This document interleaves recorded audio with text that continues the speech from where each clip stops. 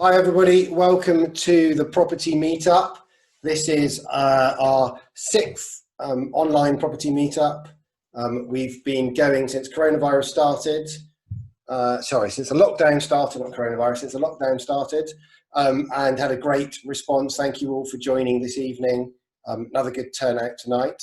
Got lots going on tonight. My name is Rob King. I host these property meetup events, which when we're allowed will turn into real in-person, physical in-person face-to-face events as well. We've had such a good response from the online Zooms that maybe we'll incorporate those going forward as well. I run the property meetup and I also run my business called King Property. Does exactly what it says on the tin. We do commercial to residential conversions, so we take tired old office buildings and turn them into beautiful apartments. We aim those at first-time buyers and downsizers, and inevitably get a range of all sorts of buyers. We do those to sell, and we buy and hold apartment buildings or blocks of flats for lovely, straightforward, passive income. I love nothing more than a simple AST. And then we also are doing more and more mentoring now as well. I like straightforward everyday ASTs. We've got lots of speakers tonight, and both of our main speakers and our extra special main speaker as well love a good HMO and lots of multiple living, co-living type arrangements. So I think it's important that we see success from all the angles of the property business models, approaches, strategies, and take what we can and what we want from all the different ways that we can see success, and use all those different tips to blend into the approach that you want to take. So I'm always very, very happy to talk to people about other approaches. I will quickly run through everything we've got on for tonight because there's quite a lot, and then we'll get going. I'm going to give you a little book recommendation that I'm not going to tease just now. Love a good property or business book. And podcast tonight is just going to be a book recommendation. We're going to hear from Guy Lehman with the latest in the mortgage market. It seems to me that, oh gosh, every day something is changing in the mortgage market. So it's always worth staying up to speed with that so that you know where you can get your money from. We're going to say hello to Daniel Fitzhenry as well, who knows all sorts about all the grants and loans you can get, and is on hand to help you turn your business into a more successful business with a new brand he's launching just recently. Then on to our main speakers. So our first main speaker for the evening is Leanne Wheeler and Jim Cooper. So they operate in Winchester, really, really high value market. They principally like HMOs, so it's always interesting to see how you can make different strategies work in different locations, and in particular, prices are so high in Winchester. I think most of us might really wonder how on earth that's possible. So that'll be a really interesting one. And coming back again for part two, after last week was so popular, we have Paul Million, loves a good HMO, loves a bit of SA, loves a bit of all sorts of property, I think, to be honest. Paul was so popular last time. I think we let him go for an hour and a half, and I cut us off a little short at that point. So what we're going to do tonight is give you an opportunity to have a Q&A with Paul. Yeah, I'm just practicing to be like you, Paul. Have a Q&A with Paul. So get your questions in at any time. If you want to answer them, ask them live by unmuting yourself and speaking, that's great. Or if you'd rather I put them to Paul, just put them on the chat. And that's absolutely fine. So we will start off with my book recommendation. So I'm just going to put that on the screen share. Tonight's book is more for you if you already have some sort of property portfolio or property business, or indeed any sort of business. The recommendation is a book called Profit First. We all think of the money as revenue minus expenses, and whatever's left, if there's anything left, is what we use to pay ourselves. which somehow sort of gets mingled in with the idea of profit. This chap, who is called Mike Michalowicz, spelling there underneath, Mike Michalowicz, kind of wants you to turn that on its head and prioritize making sure that you have a sound business that works properly and operates in a way that, one, makes a profit and also serves you, as well as serving all your customers and paying all the expenses. And so his book Profit First is a really interesting way to think about how to do things differently. I probably recommended this to lots of people. Apologies if you're getting a little tired of it. It's really, really worth reading. I particularly like it on Audible because I like listening to books, and the author himself narrates it, which is what I always find is quite interesting. So that's my book recommendation. That's Profit First. And I particularly like Audible for books. I'm going to first jump to Guy Lehman, who can tell us about the market and what's going on. Hi, Guy. Hi. Yeah. So, hello, everyone. Grossly underprepared, but finally, the market seems to be moving to some extent. So I think we've all experienced a time, or certainly those of us in the industry have experienced a time where lenders have sort of shut up shop to a certain extent. I think that's twofold. I think obviously the inability to get valuers out to property has been a real issue, probably the biggest issue. And of course, an awful lot of staff who, for perhaps health and safety reasons, are either working from home or, to try and avoid any health and safety issues. So, but, make no mistake about it, lenders want to be lending. That's for sure. I think the market wants to move. And certainly over the last week or so, we've seen that. So the types of mortgages we deal with are, sort of across the board. And I'd say an awful lot of our pipeline is suddenly moving with, the valuers going out to properties, much to the disappointment of some tenants, I must be honest. It seems I've had a couple of scenarios just last week where tenants have just point blank refused to have a valuer come into the home. So I guess that's the next area where, perhaps lenders or valuers have to manage it. I'm not sure quite how they do that to keep everyone happy, but and we're starting to see some rates come to the market. So I think generally speaking, the development world is kind of maxed at about 60% LTV at the moment, but certainly your sort of more straightforward buy-to-let and even some HMOs are back up to 70 or 75%. Had an email today from Clydesdale Bank saying on Friday they're sort of reintroducing their 80% loan-to-value range for buy-to-let. So I think these are all good signs and good hints that the market is moving, which I think is what we're all hopeful for. The stock market's up today, and I think hopefully a better sign of things to come next week. Wow, that's 80% coming back from Clydesdale. Is that back yet, correct, or is that on its way? No, Friday. Yeah. Wow. I didn't think that would happen so soon. I was happy enough that we were going beyond 70 and there was some 75%. That's good. No, I think it's a good thing. I think we might see banks relying a lot more on other professionals in the industry. Some lenders in the past have asked for ALA letting agents letters, for example, to confirm values and rental incomes, and then they sort of moved past that and relied only on their own valuers. And I wonder if we'll move back to a period where, perhaps letting agents and even estate agents will have greater value from the bank's perspective, which I think we're all hopeful for. I think we've all, certainly I personally, have experienced some pretty negative values in my time. And I think if we can get the sort of stereotypical positive estate agent input, that might just help move things on. I know we've had the invention of virtual valuations as a step beyond desktops, and I've already seen physical valuations coming back. And I mean, certainly for development finance, we had a physical valuation today on site, which has not happened for a couple of months. I know that's slightly different. That's a QS for construction rather than a valuer for a purchase, but it's all a good sign, I think.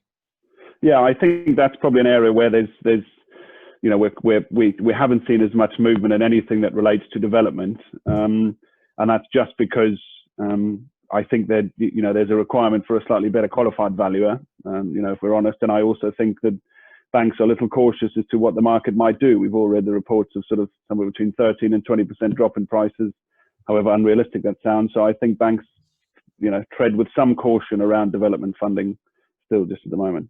I think I've heard all sorts of numbers about changes in valuations. I think there's the press love nothing more than a bit of speculation about 5% drop, 10% drop. I even heard 28% drop. At the moment, there's no evidence of any of it. I mean, it might happen, but right now there isn't. As someone with a bunch to sell, I'm trying desperately to lodge some scores on the doors quickly now, post-lockdown, that are matching the pre-lockdown values.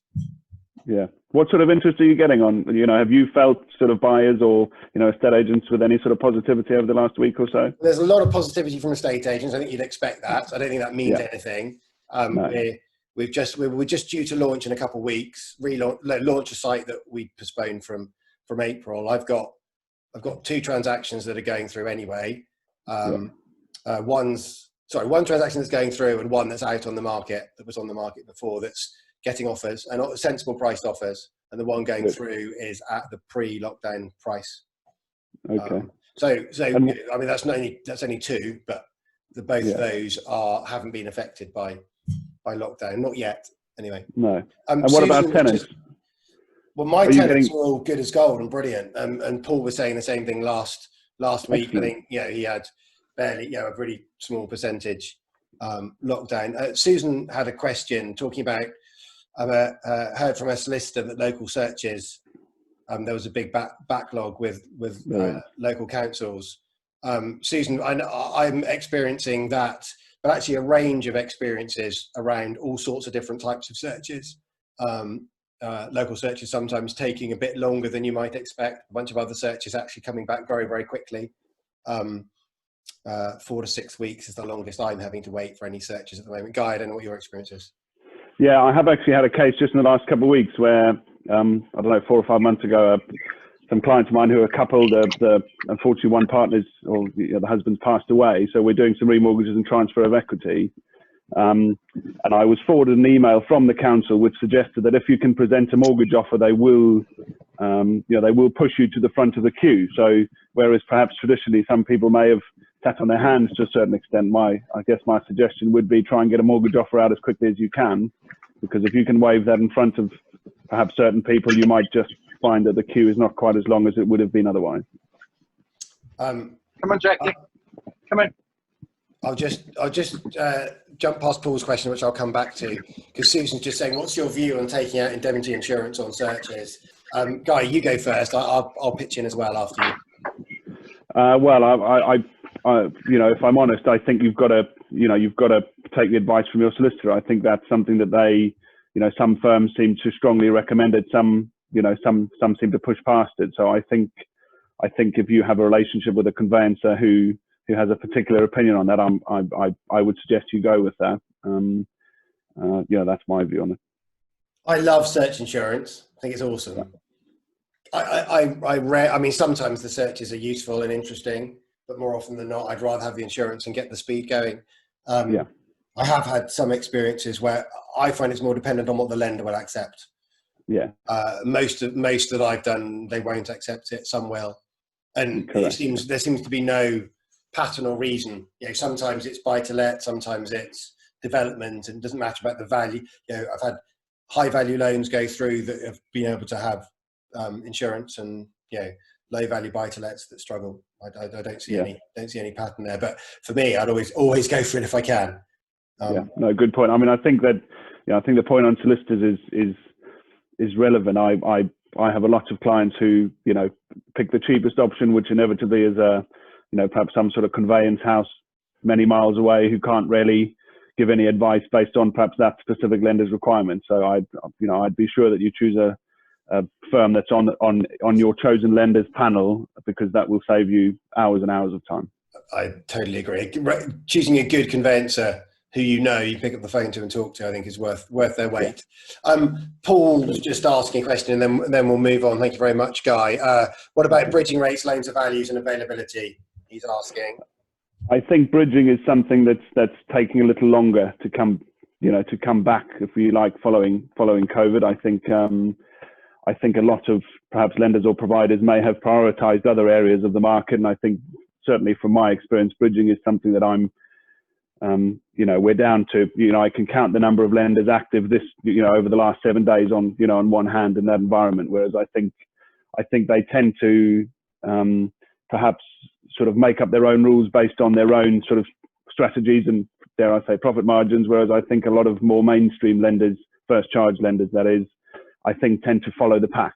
So where we might have 8 or 9 bridging lenders who've come back over the last week, you know, that's not to say we're suddenly going to be flooded next week. So I see it as an area of the market that's moving a lot slower, you know, in the context of the, you know, coming out of lockdown.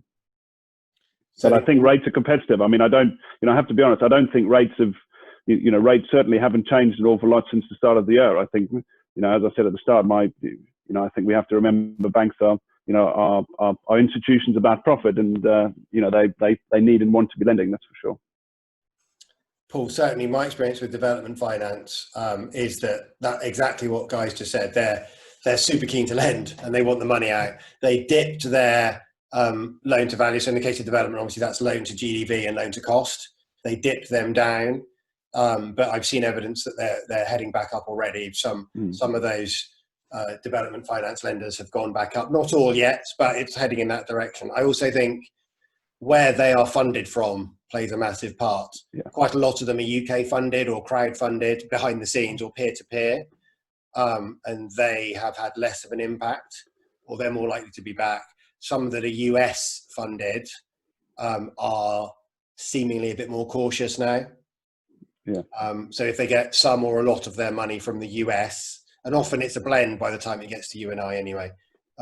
But the US money might be a bit more cautious, just because they've made decisions based on the US market, and then that impacts everywhere that they lend out. So it's slightly hard to kind of have rhyme or reason about that. But for the lenders that are more UK based, there's positive movement. Well, that doesn't take too long. I've been offered some bridging this week that was only for 6 months and 0.9 a month. And I thought that was a little bit salty, considering you know, the project would take longer than that. But if it gets something bought, it gets it bought, and then you've got to redo it again. Yeah. Oh, so the maximum available in 6 months? 6 months wouldn't be long enough, you mean? No, I mean it's doable because it gives you time to get out the other side and you know, re-strategize. But then you've got to go with costs again as well. Yeah, it is what it is. But they've offered something, which is maybe the improvement over 3 weeks ago. There is an offer there. Yeah, man.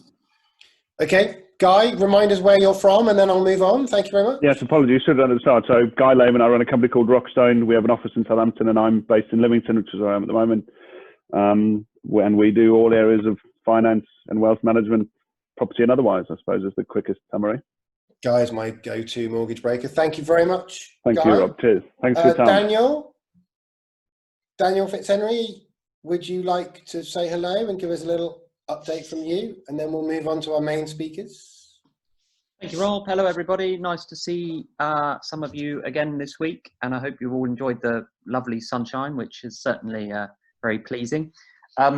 So I've got 2 hats, really. One hat is I'm a local government councillor in Southampton, here on the South Coast. And my second hat is that, think of me as the company doctor, which is the business that I'm just pulling together, having done for some time. So we advise, partner and acquire companies to help them grow to their full potential. And there's a couple of things I just wanted to talk to you about this evening that you might want to put on your radar as property developers, investors, across the UK and England. So firstly, I mentioned last week the discretionary grants that local councils have got. If you haven't chatted to your local council and you are a serviced accommodation operator, or you run a B&B, or you're in serviced office accommodation and you haven't been able to access the grant, please talk to your council. They have more money and they have discretion over how they can allocate that. The points that Guy was making about the property funding market is opening up. The business funding market this week has got a lot more buoyant as well. So company valuations, asset lenders, financing going ahead. So across the financing world, things are getting back to some form of normality. The 2 things I think you might want to be aware of. Firstly, over the weekend, the government announced a rehearsed plus additional amount of money put forward to build 6,000 new homes for the homeless and rough sleepers. So over COVID, local councils have, roughly speaking, housed 90% of those people that they know about who have been homeless or rough sleeping. So that's 90%. And of course, a lot of those have gone into hotels or B&Bs or service departments, temporary solutions. What the government have now said to local councils to work with property developers, charities, landlords, associations is, let's find a way to make this more permanent so we can house people off the streets, and here is some money to do it. The details are yet to be published in more detail over the coming weeks. But local government, and specifically if you're in Southampton, I've spoke to them this afternoon, are eager to speak to private developers and landlords and associations to see how you can help them house the people that we need to look after. So wherever you are, I would suggest, and obviously there's a number of numbers and bits and pieces to go through about how it might work, get in contact with your local councils and their housing allocations team and see how you might be able to help them as a developer or as an existing landlord with stock. The second thing, perhaps a bit more nuanced and a bit more niche, but if you are a commercial landlord or your own property or businesses in the high streets, district centres or public places, the government have also announced some additional money for high street funds. So you'll be aware that beginning of June next week and middle of June, non-retail shops and other shops are beginning to open. There are support out there for helping shops who are front facing in the public high street. So if you've got queuing going on outside your shops or your tenant shops or any properties that you own, there is money gone to local councils, and some of you will know about business improvement districts, which are organisations to represent businesses in city centres, to help you as landlords and your tenants as operators mark out places that customers can queue in the public realm, put up signage about protection to protect the public, make sure that the pavements are wide enough, all these sorts of practical solutions. So if you're a landlord with tenants in commercial property, or you have any form of property that's operating to the public, there's some support out there, money and guidance on how your tenants and your businesses need to operate so that they're compliant when the retail market opens back up. Great. I think that was perfectly on time, Rob, just to say that was it. But just really, everybody keep positive. There's plenty to be positive about. There's lots to be concerned about, but keep smiling, keep going. And thank you to Rob for all your support in holding tonight. Thank you. And I think, thank you very much, Dan. I think the point there is make sure you research and find out what is available. Lots of the headline grabbing news that sort of nationwide has happened already. The most recent sort of big, heavy nationwide thing being the bounce back loans. But as Dan's just pointed out there, there's lots of other stuff that's coming kind of via local councils where central government has provided money to local government. And I know they announced that weeks and weeks ago. I'd forgotten, to be honest, that it was on its way, and it's taken them some time, but now local government's in control. So find out, go online, Google, you can talk to Dan, he's happy to help and know specifically what's going on locally in Southampton, but I'm sure has a very good idea of where to point you elsewhere. But don't be a stranger, reach out to any one of us and make sure you have the chance to learn where you can go for help or advice or funding. Thank you very much. I'll put my details in the chat, Rob, if that's helpful to everybody. Please do, yeah, put them in the group chat. Great stuff. Anyone have any questions on that before I will move on? So next, our first main speakers for tonight are Leanne and Jim. I gave them a little bit of an intro earlier. They focus on investing in Winchester, which is a really high value location, somewhere that will have mind-boggling purchase prices, I'm sure, for those of us in Southampton and further north in Darlington and surrounding areas as well. So it's interesting to see and hear how Leanne and Jim have made property investing work for themselves. Guys, would you like to say hello? Tell us, give us just a little short intro of who you are. Hello. Hi everybody. So I'm Jim. That's Leanne. Our business is called Liveable Properties, and thanks very much for the intro, Rob. Thanks for the huge build-up. I think our prices in Manchester are normal. Normal for you, Everywhere, maybe. anywhere you go in the UK, a 4-bed costs £500,000. It's normal, it's standard. I sold a 1-bedroom flat in Winchester 3 years ago for over £300,000. There you are. Yeah. I couldn't believe it. I was like, what are these numbers are crazy. £600 a square foot. Just utterly ridiculous. It's a wonderful place to. So we live in Winchester, and obviously we recognise that you don't have to invest where you live, but for us it makes tons of sense.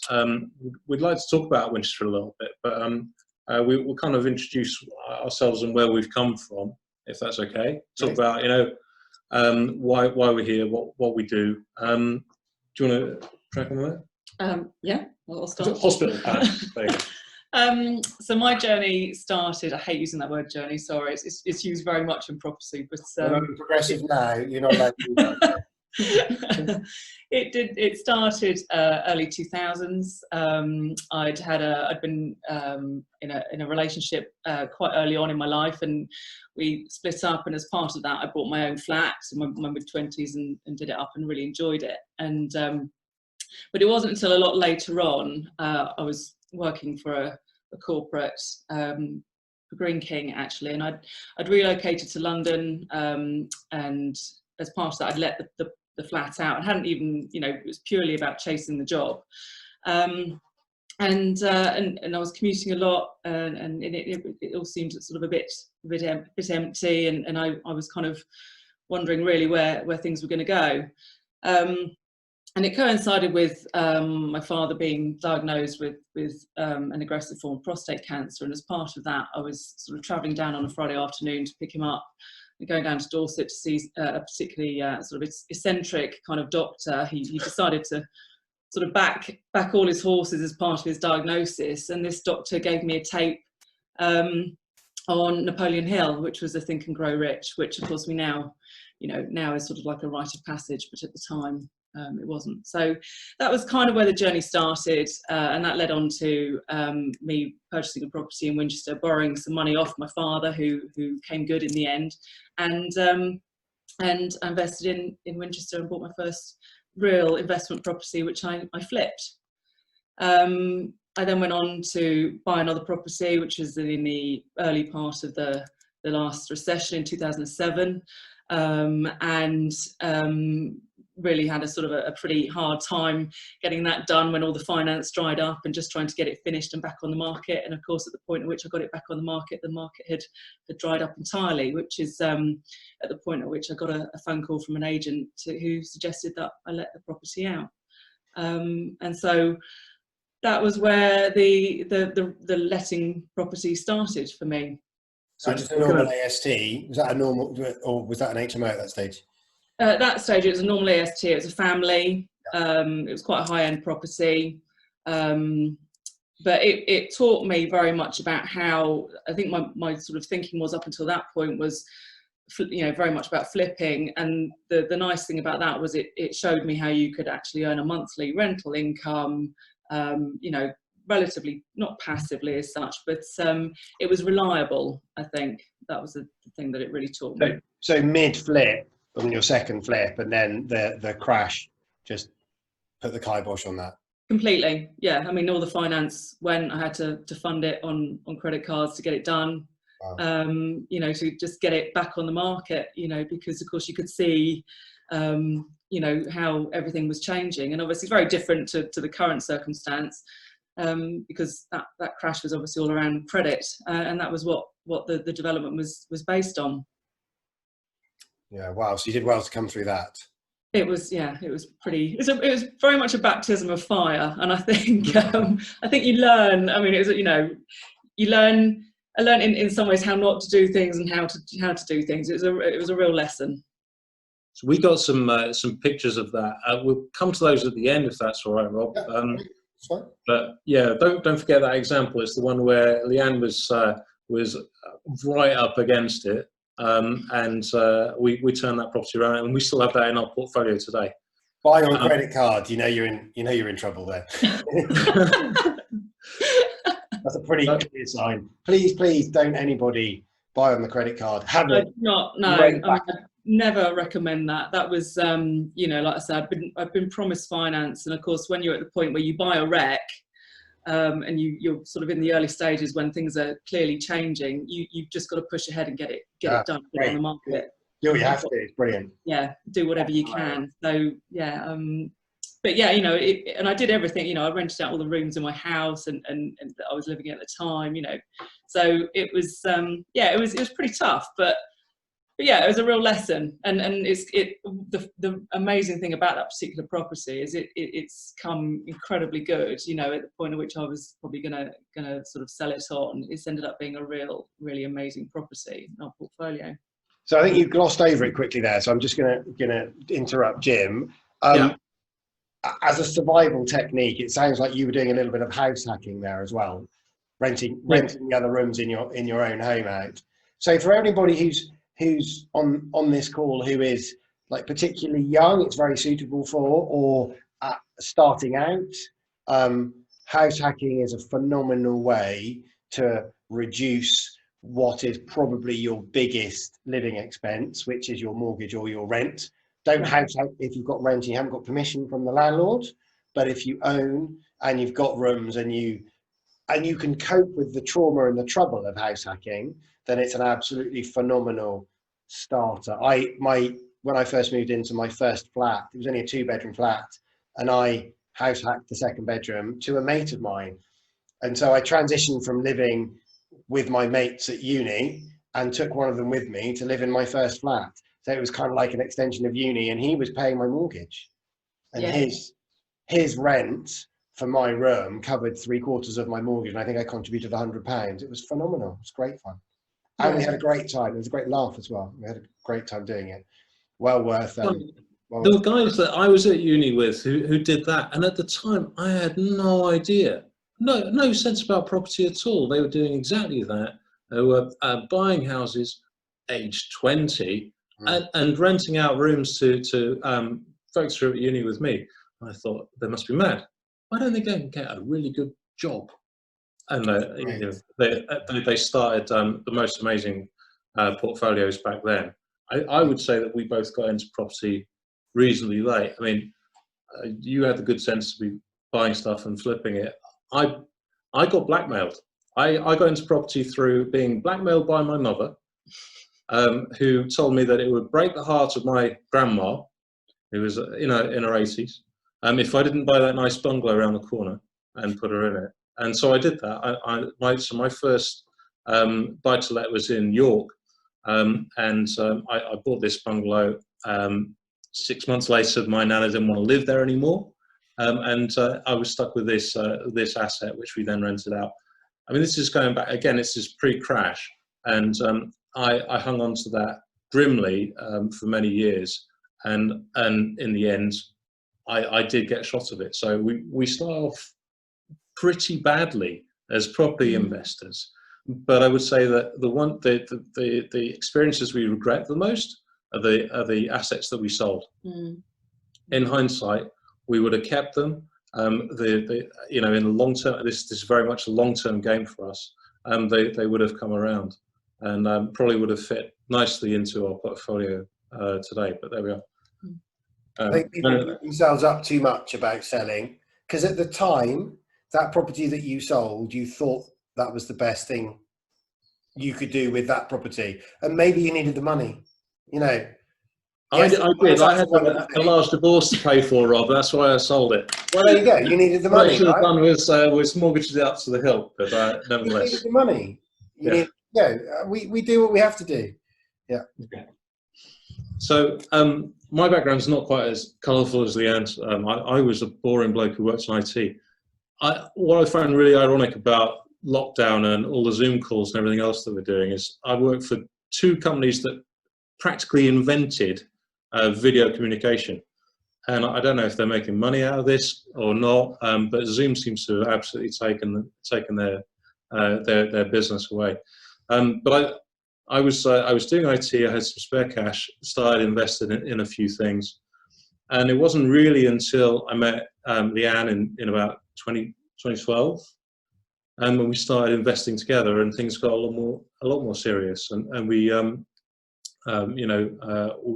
we based ourselves here in Winchester, started buying houses. Leanne already had a couple of houses, I had a couple of houses, building out a portfolio here, and starting to not do it quite so randomly, but build out a strategy, think more about, not just the good areas, but the good tenants. Understand this marketplace in a little more detail. And I would say that since then, the key thing that we've done is refine that, not just our approach to what we buy and who we rent to, but we've remained focused on Winchester. And I know there are loads of people on here and there were last week as well who invest all up and down the country, and I have the utmost respect for them.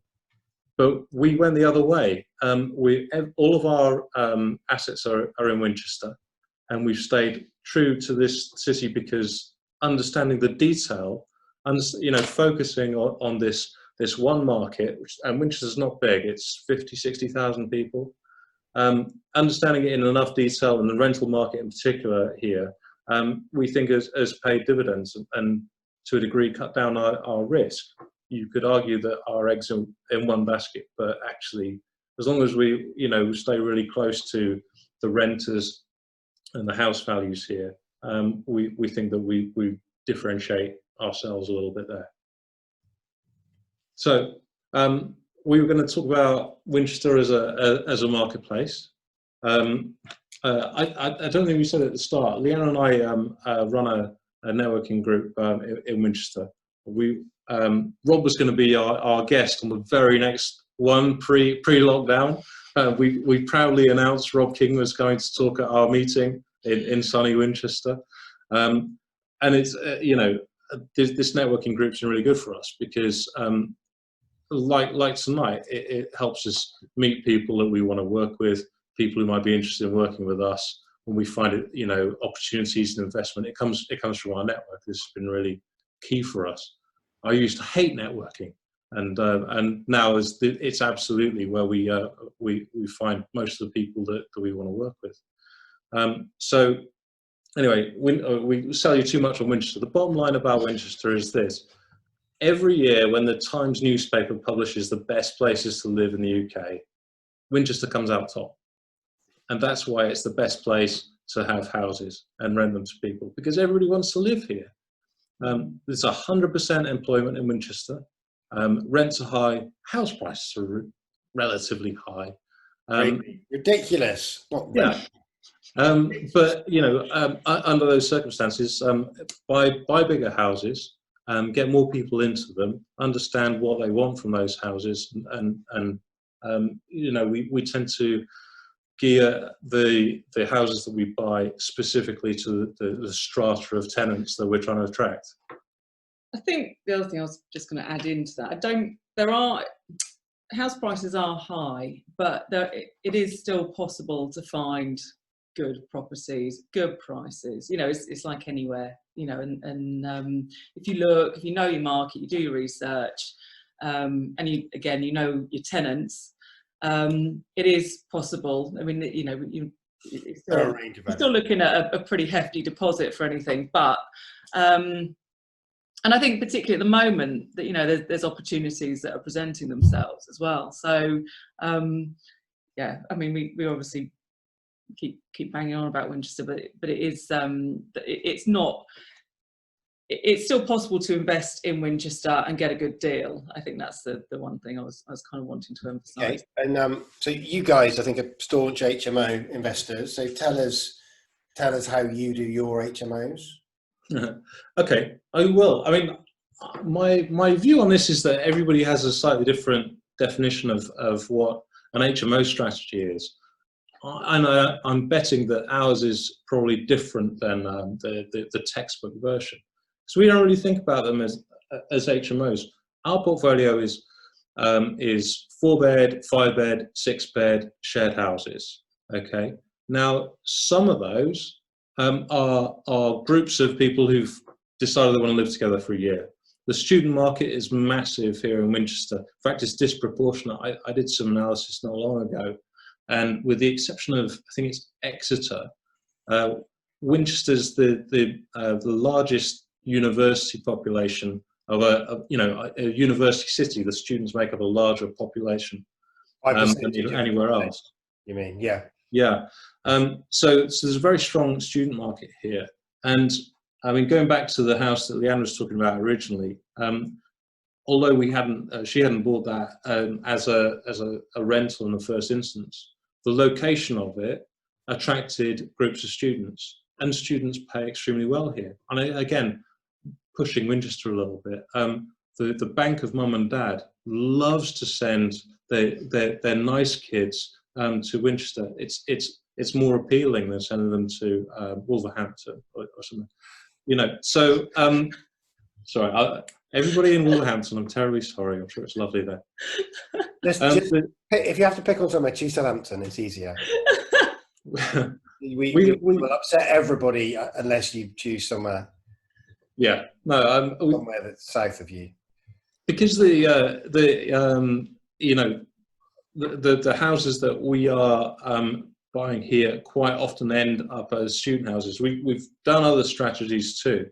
Those technically don't, although the council thinks of their HMOs and they're correctly licensed and all this kind of thing, and the bank thinks they're HMOs because of the kind of lending that we need.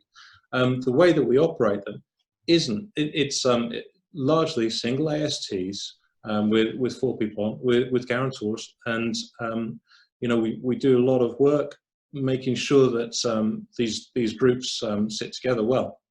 Now, so operationally, it's an HMO, but from the paperwork perspective, from the AST, it's 4 names, each with their own guarantor, but a single AST. Yeah. It's the student model, whether it's students or professionals. So there are other parts of our portfolio where we have individual contracts, proper HMO style contracts, and that's been equally successful. But like I say, all the houses are different. Every house that we buy, we've got a set of tenants in mind. We've got, there was a period not very long ago actually, where we were still working full time on other things, not really focused on doing property, not on a full-time basis. And we had a trusted agent who did everything for us. And it worked for years and years. Good agency who brought houses to us, and we bought them, and they managed it for us, and they found the tenants, they were referencing and contracts and stuff like that. And we sat back and kind of let them get on with it. And then something changed, and we were not that close to the market. And suddenly we were thinking, these houses aren't going to be full in time. We're going to have voids coming up. The rent hasn't gone up in the last 2 years, and we don't know any of our tenants anyway. Are we missing a trick? And we definitely were. There wasn't enough focus, and the market had moved, and we hadn't moved with it. So as I say, it wasn't long ago, but we brought all of our properties back in-house, and since then we've self-managed everything. Anybody whose strategy is passive property income, this is not the way to go. This is the other way. It's a full-time job now, and there have been all sorts of compromises. We love working in property. We love property investing. We love taking care of our portfolio. But we found that the personal touch, being directly involved in tenant finding, contracting, marketing our properties, referencing, all this stuff, has given us a whole different degree of focus. So, now that the market, again, there's obviously a lot of uncertainty in the market, we're in a great position because we're hands-on, because we have personal relationships with these tenants, and the tenants come back to us year after year, and we can maintain those relationships, and that's paid dividends. It's also, I would say across the board, our margins are significantly better than they were not just because we sacked the rental agent that we were using. So it's had a profound effect on our business and the way that we run things. So putting the hard graft in makes the difference. Yeah, it's detail and focus, and you know, this is a bit of a theme for us. Understanding in detail, not being hands off. I don't doubt that hands off works really well as a strategy for a lot of people who are currently sailing around the world. What we've done, the way that we run, I'm sorry, that wasn't a dig about Bronwyn, it wasn't.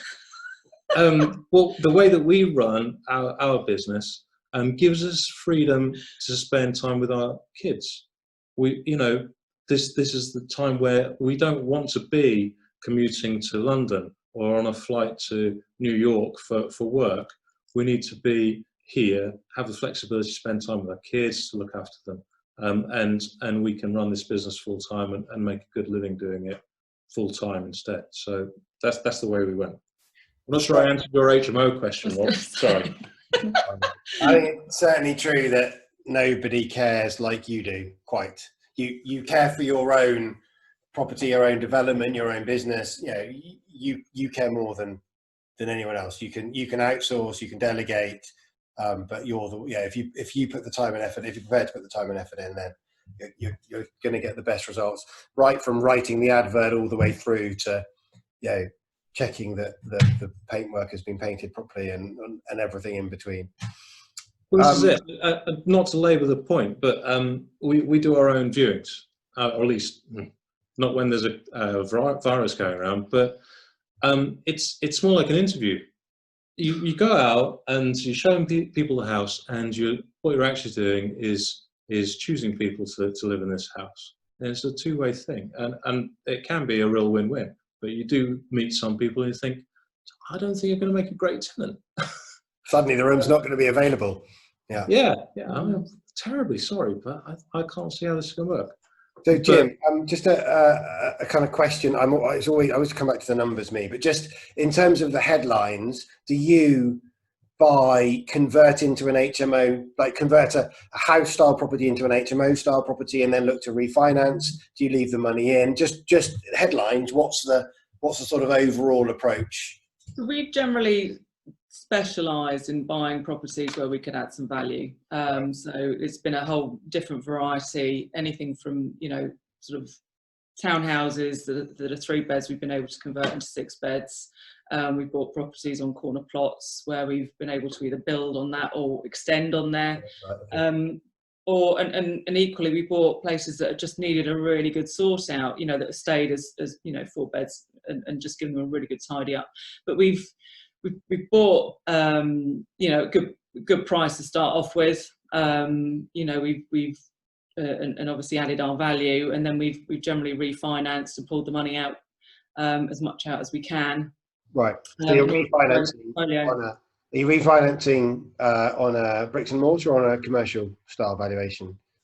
We've done both, because there have been some in our personal portfolio and some within our limited company structure, and we've taken a lot of advice about that. But basically, the HMOs we were able to do on a commercial basis.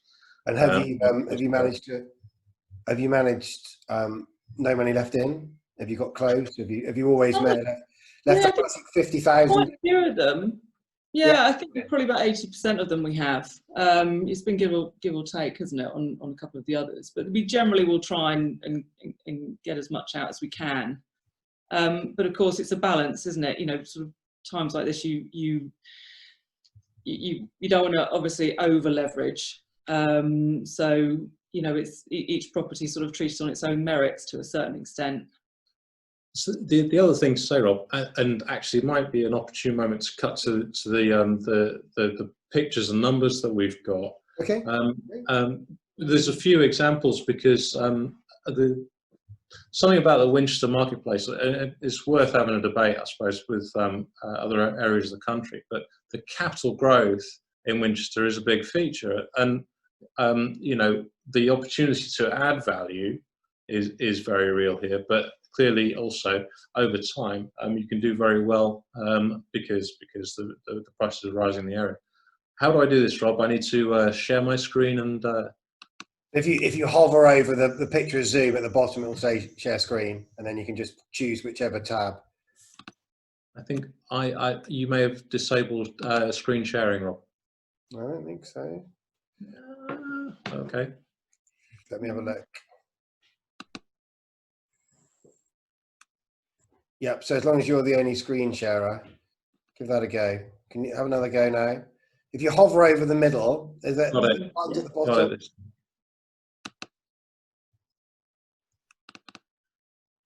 Great, thanks, Way. Okay, I think we can see it now, yeah. Just give us a second, it's just going into presentation mode. Okay, so Oh, it's just scrolling through now. Yeah, perfect.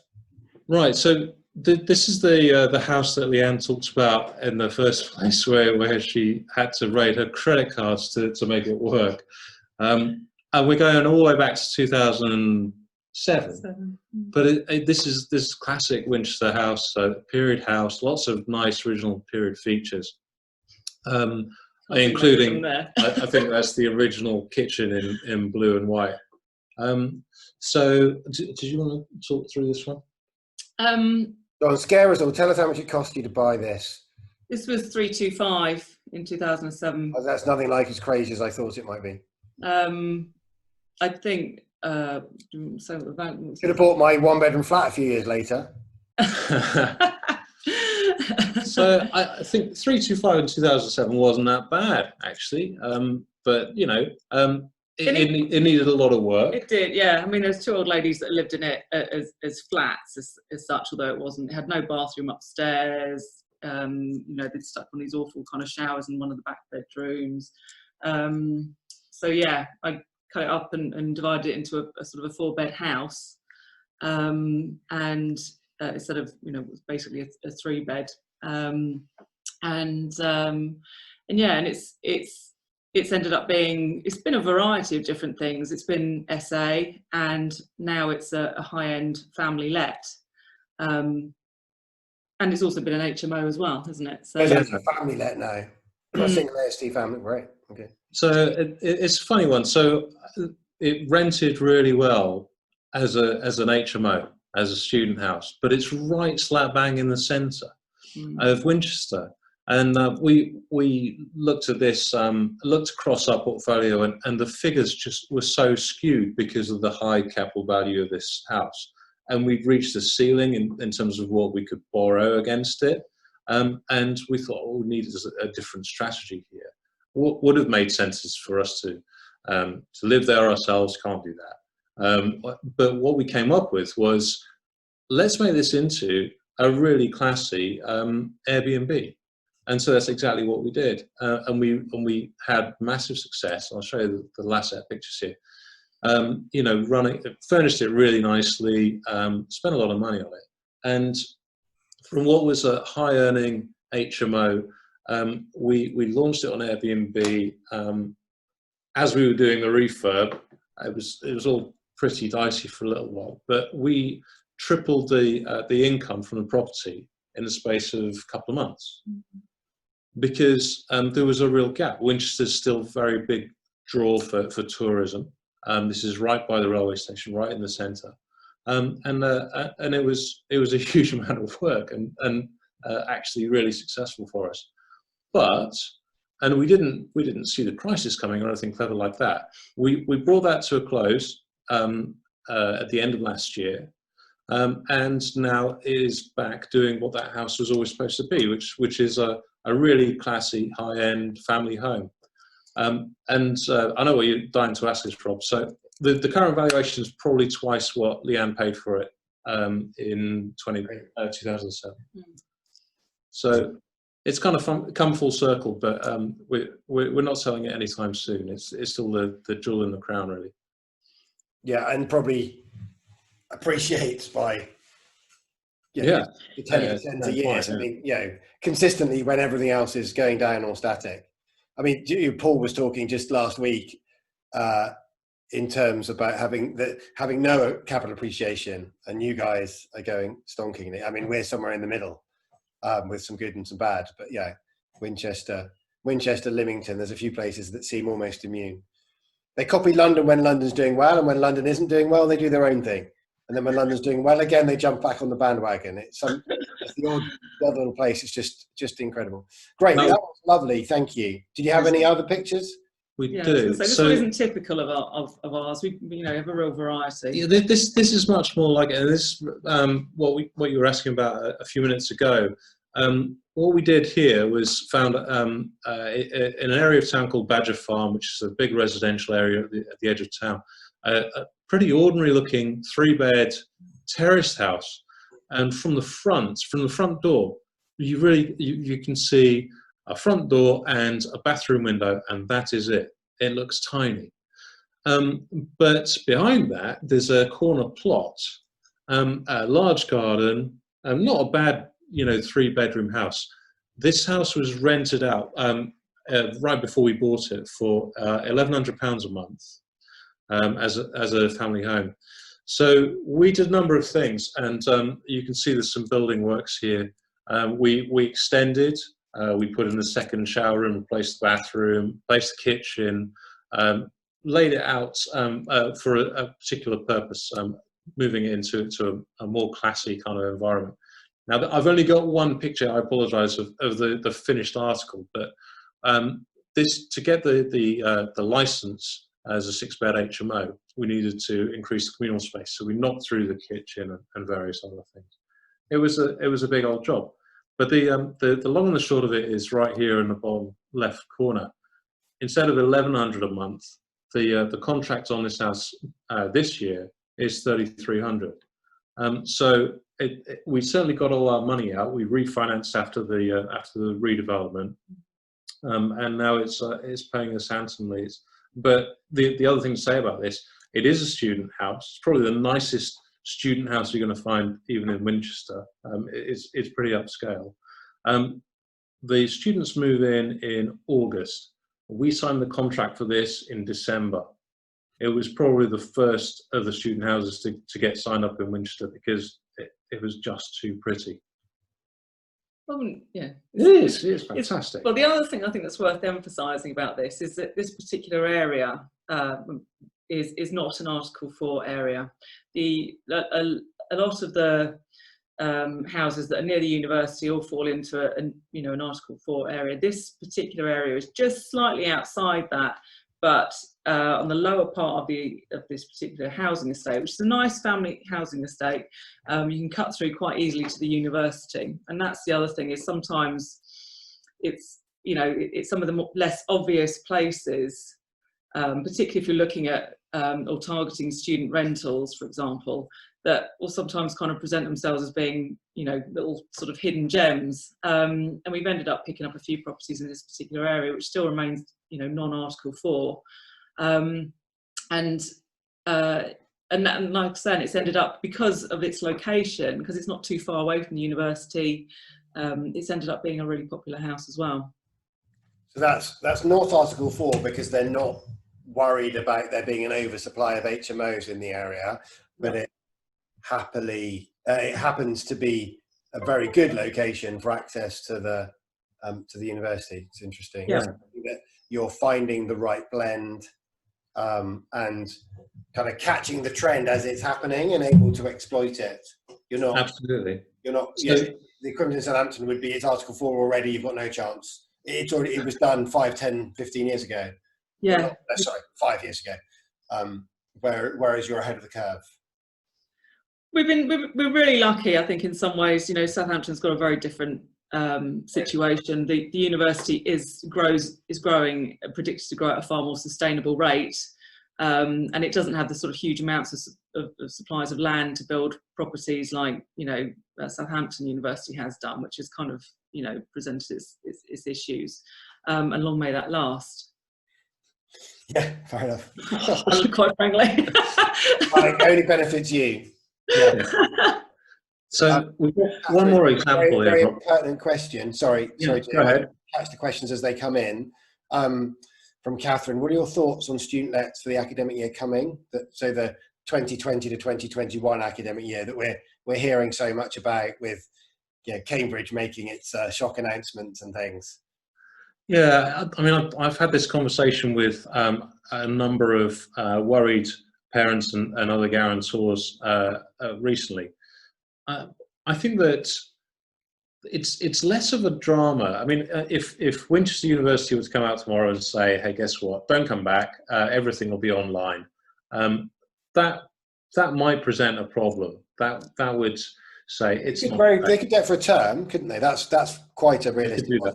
Doing it for a whole year, like Cambridge has done, is very so far they're the only university in the country, certainly that I know of, that's done it like that. But many have done a term and said freshers start in January.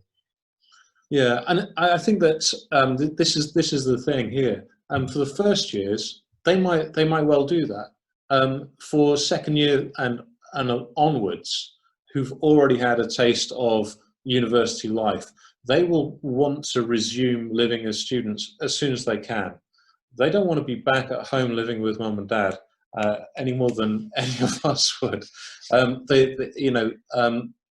University life is an experience. It's not about turning up for lectures, and let's be honest, nobody does that anyway. It's about living with people. It's about having fun. It's about being in sunny Winchester. I think that the general feedback across our student market, and all of our houses are contracted for next year. All the student houses are contracted anyway. There are going to be one or two who drop out, and they're going to get replaced. But there's still a shortage of private accommodation for students in Winchester. The demand exceeds supply. So as landlords, we're not overly concerned, but as investors, I mean, I don't think we're really foreseeing a big problem with people not paying their rents, or anybody. Part of the joy of being close to the current crop of tenants is that anybody who's experienced real financial problems as a result of the crisis, we were able to engage with them and have a proper conversation and find a compromise with those guys. So on the students, you're saying that as soon as government allows them to kind of form their new household at university, in their university town rather than in their hometown with their parents, then the second and third years undergrads will be back, and the postgrads, of course, are likely to be. Yeah, we're really confident about it, to be honest. It's the feedback we're getting, isn't it? Really, from tenants. That they're going to press ahead, and then obviously if there's even with the financial implications of that, which essentially renting that house for a whole year rather than living off mum and dad. I think that people are used to signing a contract which starts in July, even if they're not likely to move in until mid-September. So now that we're post-peak and lockdown is being lifted, people can easily see that they're going to return to normality, albeit a new normal in August and September, exactly as they planned. Certainly that's the feedback that we're getting. I hope that it continues in that trend. Brilliant. Guys, this is really interesting. Maybe do you have maybe one more example to give us? Or? One last thing. So again, guess what? This is a student house. Not all of our houses. You've done a brilliant job. This one isn't. Yeah. This is an unusual one for us. I didn't buy it an awfully long time ago. It was tenants in situ, an existing 4-bed mini HMO on the other side of town from the one we showed you a second ago, with real issues, a massive mold problem, clearly accumulated years of junk and mess. It was in the right state. And again, sorry, just to cut in, the example of this one is that, although it's an example of one where you don't have to go mad. I think some people can feel they've got to come into property, they've got to get something that they're going to do lots with and change about. This one was a simple kind of do up. The landlord was tired, as you can see. I think these tenants have been there for like 3 years or something. He'd not got involved. They had so much junk because there'd never been an inventory, that he was just a tired landlord, wanted to get out. So this was just a simple, straightforward, do up and let out. And like I say, it's something that I wanted to emphasise, that it doesn't always have to be these huge projects. It can just be something that's at the right time, that you can turn into something really good, relatively straightforwardly, and it becomes a great asset. Brilliant. You've done a lovely job. Great difference. Brilliant. Well, the trick with that one was renting it out, getting a contract signed when it looked like this. We sold the dream of how it would look, but the tenants have been there this year paying 47% more than the previous crop of tenants. Absolutely love it, and it reinforces the way that we're going about our business. So it was a good purchase. Question from Joe. In terms of we were just looking at the last one. You said it's not Article 4, but it's a great location for the university. What would you consider is the maximum walking distance? Like how long are you thinking in terms of you can still sell a property, rent a property out as a university property if it's X minutes walk? Yeah, what? So it's a tricky one. I use Google Maps. When I'm writing an advert, I use Google Maps to tell how long it will take you to walk from A to B. But I always emphasize not just how long it takes to walk to the university or the pub, but how long it takes to walk to the supermarket. And, there are certainly some students who bring cars and they want to know if there's parking. You've got to take all of those things into account because a lot of people will drive to university and there are bits of the campus that they may need to get to. But the one that we highlighted a minute ago is as far as you might reasonably walk. A lot of people walk it every day. It's about 20-25 minutes. It's not an awfully long way when you're young and fit. But the flip side of that is it's 5 minutes walk to the big Sainsbury's. And that actually means more to people. They can go up there and buy cornflakes and important stuff like that.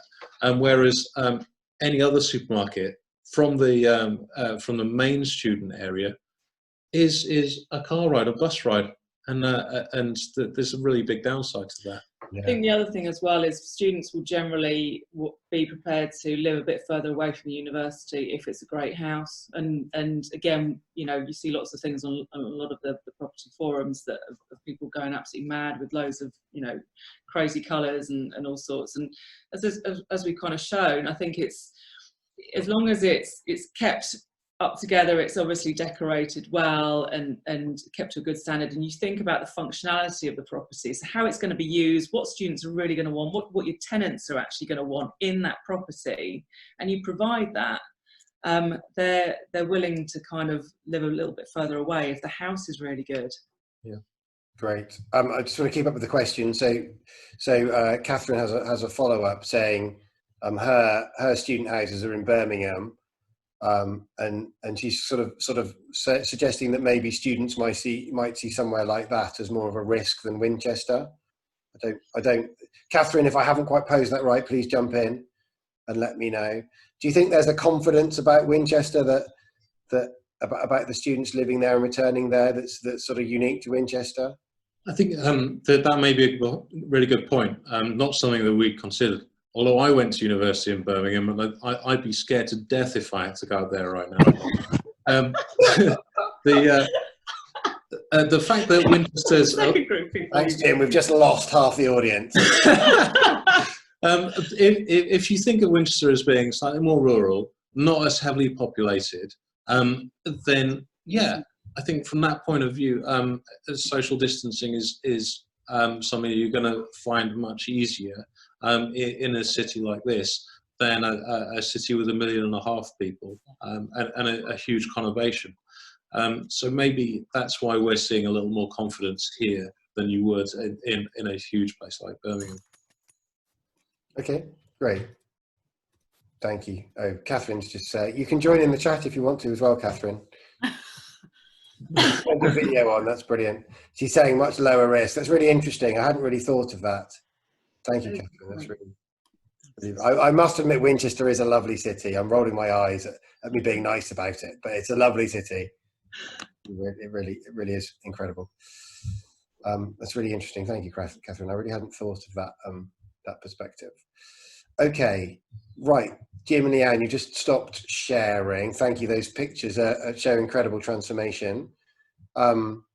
you run Winchester Property Meet. I think Winchester was crying out for a property meeting. I'm very, very glad that you stepped up to the plate and are providing that service. Do you want to just give yourselves a little plug for anyone who's in and around the area for Winchester, and what your aim with that meeting is, what you want to provide people, and maybe just touch on why you would do it, what's in it for you guys too?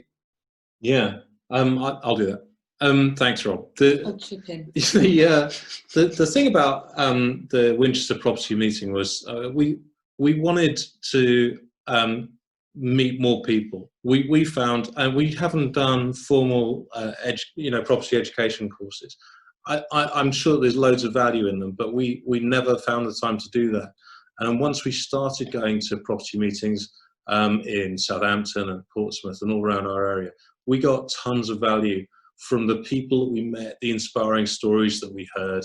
And so we were completely converted by the value of property networking. It can be a lonely business. So we got to the point where we thought we were the only people who ever talk about Winchester at these meetings. So there's only one thing for it. We will have to start our own. We started in October last year. We've had some amazing speakers. We've yet to get Rob King to stand up, but we will. We'll do it as soon as we get the chance. And it's been fantastic. The fundamental of it is this: we get to meet terrific people and get them excited about investing in Winchester. We find loads and loads of opportunities to work with those people. People come to our meetings and they come to us and say, "Would you be interested in doing this?" So we find opportunity, we find investment, and we also get loads of people who are new into property who would like to ask us, should I do this? Can you help us with that? What's your advice? And all of that is brilliant. That's what this is all about for us. It's the community. I think that's the thing, isn't it? It's about actually having a community of people that you can call on, but equally, that you can help. And not to say that we know everything, we don't, but it is that. We actually just love having a really good night out. It's our one and only night out of the month with the two small children at home, and it's like I say, it's about discussing, chewing the fat, and listening to some great speakers, and like I say, having a community there. It is, I do think the property community in particular manages to help and share, and we can all learn from each other. There's a lot of that. Dan and I were just talking about that earlier today, about there are very few other industries that are quite so sharing and welcoming, and knowledge sharing, and swapping tips, and doing their best to doing our best to help each other and learn from each other. And like we all, rising tide raises all boats. We all get better by all learning from each other. Mm. Do you guys? I have just got one final question, and I'm going to draw Leanne and Jim to a close and say thank you to them in a minute, guys. If you have any other final questions for them, just after this last one that I ask, please just unmute yourselves and jump in, or write it on the chat, and I'll ask on your behalf. All these houses you've been showing us with the sort of reasonably high ticket prices in Winchester, not as crazy as I thought, but still pretty high. Do you always invest with your own money? Do you go outside for that? We've got we always welcome other investors. We joint venture. We find properties for people as well. We always willing to work with people. And always, like the opportunity to learn, and you always working with different people always brings something new, doesn't it? So we've got some that we own ourselves, and then likewise we have investors involved with us as well. You do some yourself, you do some with investors. Did I get that? Are you also doing some sourcing as well for other people, or is that not? Did I misunderstand that? There's more than one occasion where people have said, "Can you find me XYZ in Winchester?" And we're always happy to do that, because we are. It is a reasonably small city. We're never going to own a a big percentage of the housing stock here. Makes perfect sense with the kind of detail and time spent on this city that people would ask for our advice on that. And we're more than happy to share that with people. It's actually it's the part of the process that I enjoy the most. Find a great deal, make it happen. And we're always happy to hear from people who want help in that category, or anything else really. But we're careful to say, look, we get Winchester in a load of detail. If you want to know all about Eastleigh or Southampton, we'll put you in touch with Rob or with Michael down the road, who know those places much better than us. So we're happy to work with people who want to invest here in a joint venture kind of capacity as well, anytime. I was just talking to some people who were thinking about doing some mentoring with me the other day, and they said, why would you help someone come and invest in your market when we might steal your deal? And I was like, I'm just not a big enough player in the Southampton scene.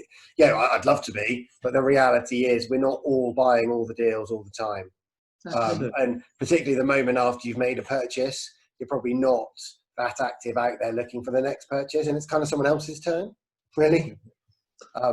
And good opportunities are hard to find, but that doesn't mean that we're all competing with each other. Absolutely not. Which is why groups like this and groups like yours can work. Okay, lovely, guys. That's been really, really insightful. We've had you're rivaling Paul, in fact, for the talk, as I've got engrossed and let you continue. That's brilliant. Do you have any other final comments? And if there's nothing else, just let us know how people can get in touch if they'd like to learn or find out more about you. We'll put our stuff up in the private chat while we just have a glass of wine. But thanks so much for giving us this opportunity. It's been a load of fun. Really good. Talk to everyone. So Great thanks, Rob. Thank you very much, guys. That's absolutely fantastic. So if you want to learn more about Jim and Leanne, they are Liveable Joy Properties. They'll put their contact details in the group chat here. Just as a reminder for everybody, I'm recording this conversation. So the fact that you're here and you have a ticket for tonight means you'll get a link sent through once we've finished the processing of this. If you have any final questions for Jim and Leanne, please quickly jump in now. Otherwise, I'm going to switch over to our second main speaker of this evening. So we heard lots and lots of incredible tips from Paul last week. After we'd been going for about an hour and a half or so, there was still plenty more that you wanted to connect with him about, or questions you wanted to ask. So I thought we would use this as an opportunity to also add even more value, seeing as we've got so many of you here, and open things up for a live Q&A. So if you have questions for Paul, please whack them in the chat. Yay, Paul. Christina's excited to hear from Paul. Good.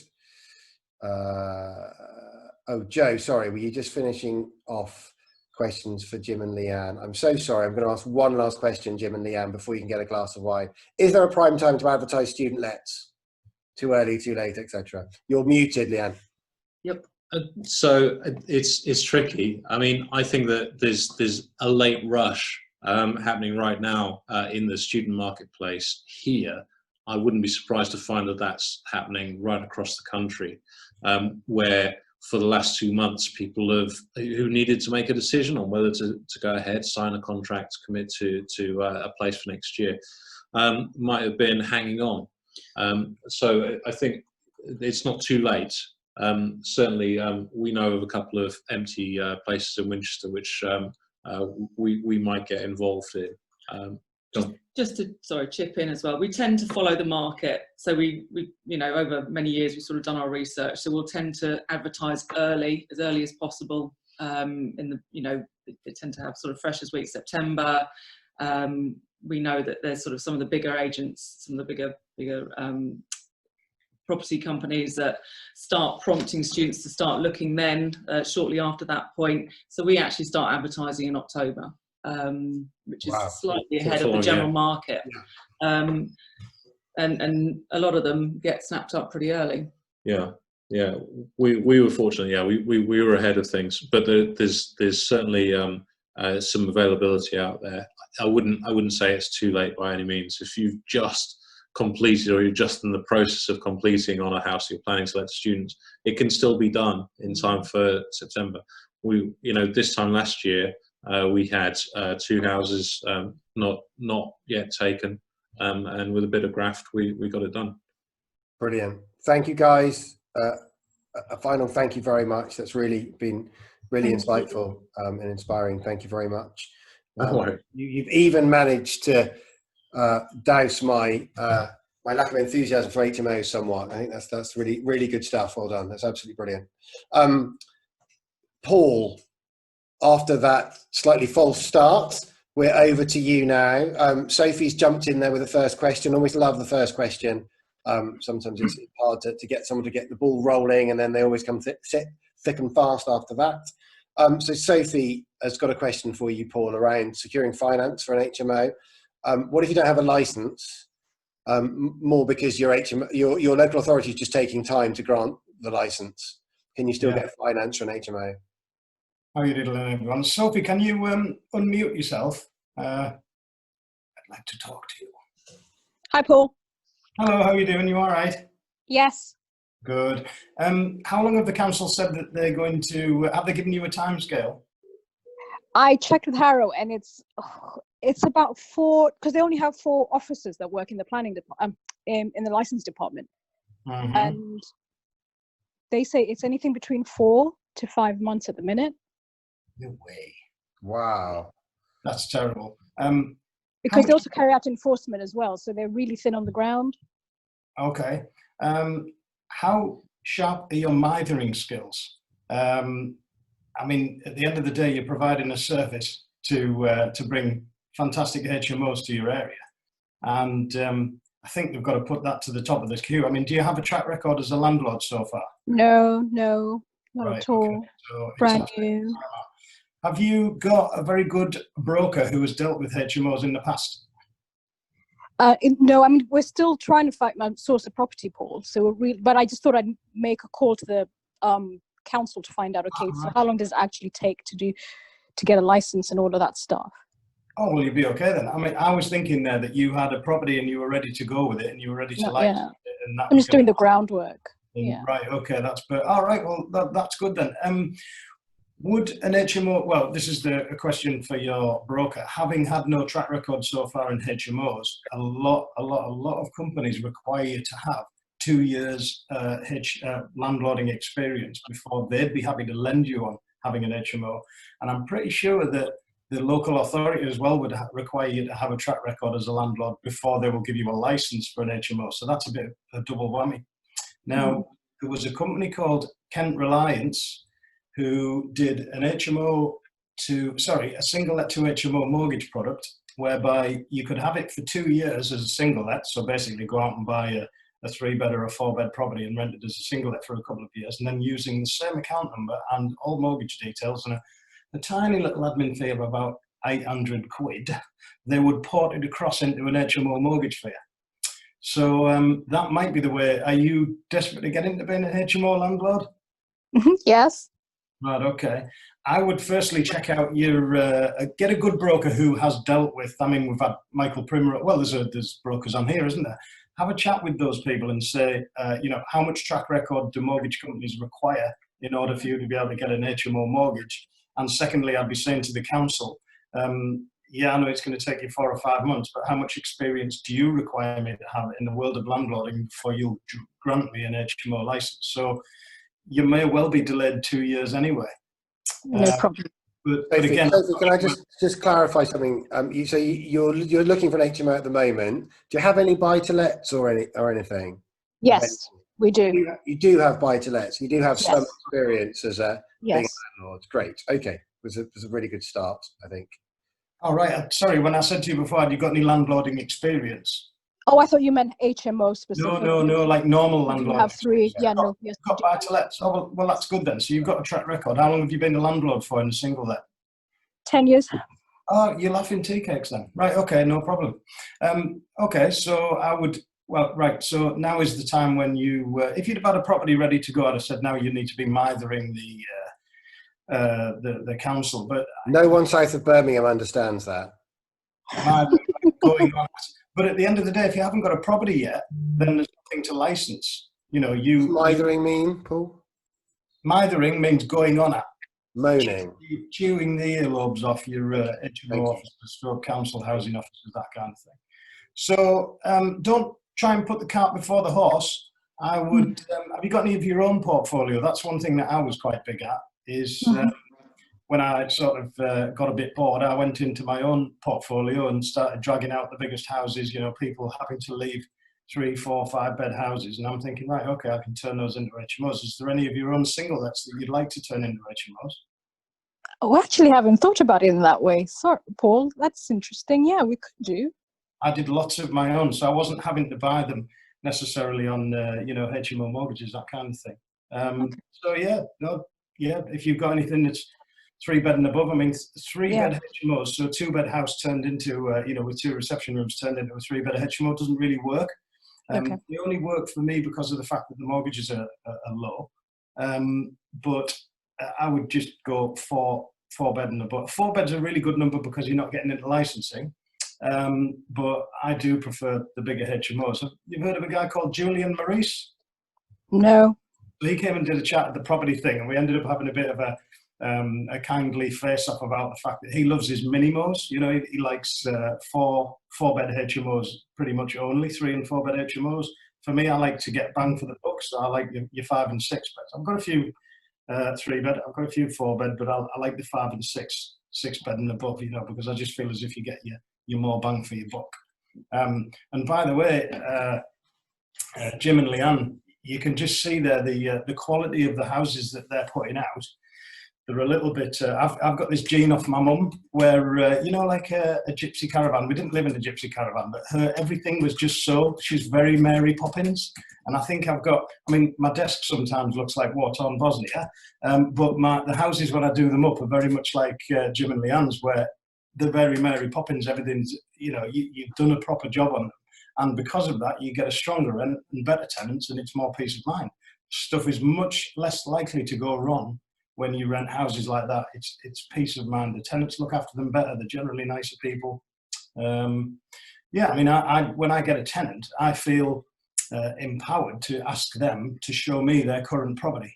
Okay, not so much in the HMO world, but in the single let world, definitely. I'll go and visit their property and you know, go and have a brew in their house and see what the crack is, see whether, because you know, a tenancy is a long-term relationship. Yeah, you want it to be. Cool. Does that answer your question, Sophie? So I would. Yes, it does. Thanks, Paul. Sophie, do you have Article 4 in Harrow? Messenger anyway. You can always message me anything. Sophie, do you have Article 4 in Harrow? Do you have an Article 4 direction? Yes, we do. Yeah. So you need to be careful on the on the way you do it. Okay, so lots of chat in the group. If anyone wants to speak up and ask another question, just unmute yourselves and go ahead, and I'll just trawl through the written questions whilst we're doing that. Margaret saying, Sophia, don't forget your business partner as a landlord, so you may be able to swing an HMO mortgage. A bit of inside knowledge from Margaret there, I think. Yeah. Well, give me the thumbs up if I understood that right. Yeah. Because you've got that track record. Sorry, I was under the impression when I first asked you if you had landlord experience, and you said no. Sorry, I was under the impression that you hadn't had buy-to-let experience as well, Sophie. So 100%, you've got the experience already. In 10 years, you'll get a HMO mortgage. You know, I would have thought with a problem, and yeah, you've got the track record for the council. So you've got the ingredients. So Margaret, was there something you No. When Sophie was saying that she didn't have any buy-to-lets, I knew that her business partner is a landlord of buy-to-let. So I was just reminding her that they could probably get a HMO mortgage because she's partnering up with this other buy-to-let landlord. So I was just trying to remind her. Great. Thank you. You can be the owner of a property and someone else can own the HMO license. Yeah, if that's the way that it goes. Catherine says 5 and 6 beds are a bit less risky in terms of voids because there's more rooms. You got a bit more coverage because you're earning a higher rent. Which is, which is a good point in Paul's favour against the Julian Maurice Minimo crowd. Guys, if you want Jim and Leanne's property meet in Winchester, they've just put the link, all their links in the chat. So to the property meetup and to their Liveable Joy company. Do we have any questions for Paul? While we're waiting for another question and we're on the subject of networking, I would massively empower anyone who feels as if they haven't, you know, that networking isn't for them. You know, networking isn't stuffy, you know, businessmen and women, you know, with, you know, a lot of, what do you call it? Like, you know, it's not a stuffy environment anymore. I've been to very few networking events that are actually a little bit, you know, kind of up themselves. It's just the property thing, especially, it's just chilled out, you know. The friendships and what have you that I've formed over the last 18 months of running a networking event, it's been absolutely fantastic. And we tout ourselves as the networker that networks within the network. So if I'm down your neck of the woods, Jim and Leanne, I'll have a bob in. I actually get mentored in Southampton, so I'm not too far from there. You need to come. We would love to have you, Paul. Oh, that would be great. Fantastic. And every meeting you go to, you meet someone who ends up being a, you know, a property friend or a friend for the rest of the time, I would hope. It's I think for those who don't like networking, it's you know, so many people seem scared of networking, but actually everyone else feels the same, and they would love, you know, that for that person who's standing in the corner a little bit unsure, or as I used to do before I dove into it properly, I'd always drive up really slowly and turn up late and have a good reason, in inverted commas, to not actually quite turn up on time, so I didn't have to talk to anybody. Well, actually, there's quite a lot of people feeling like that.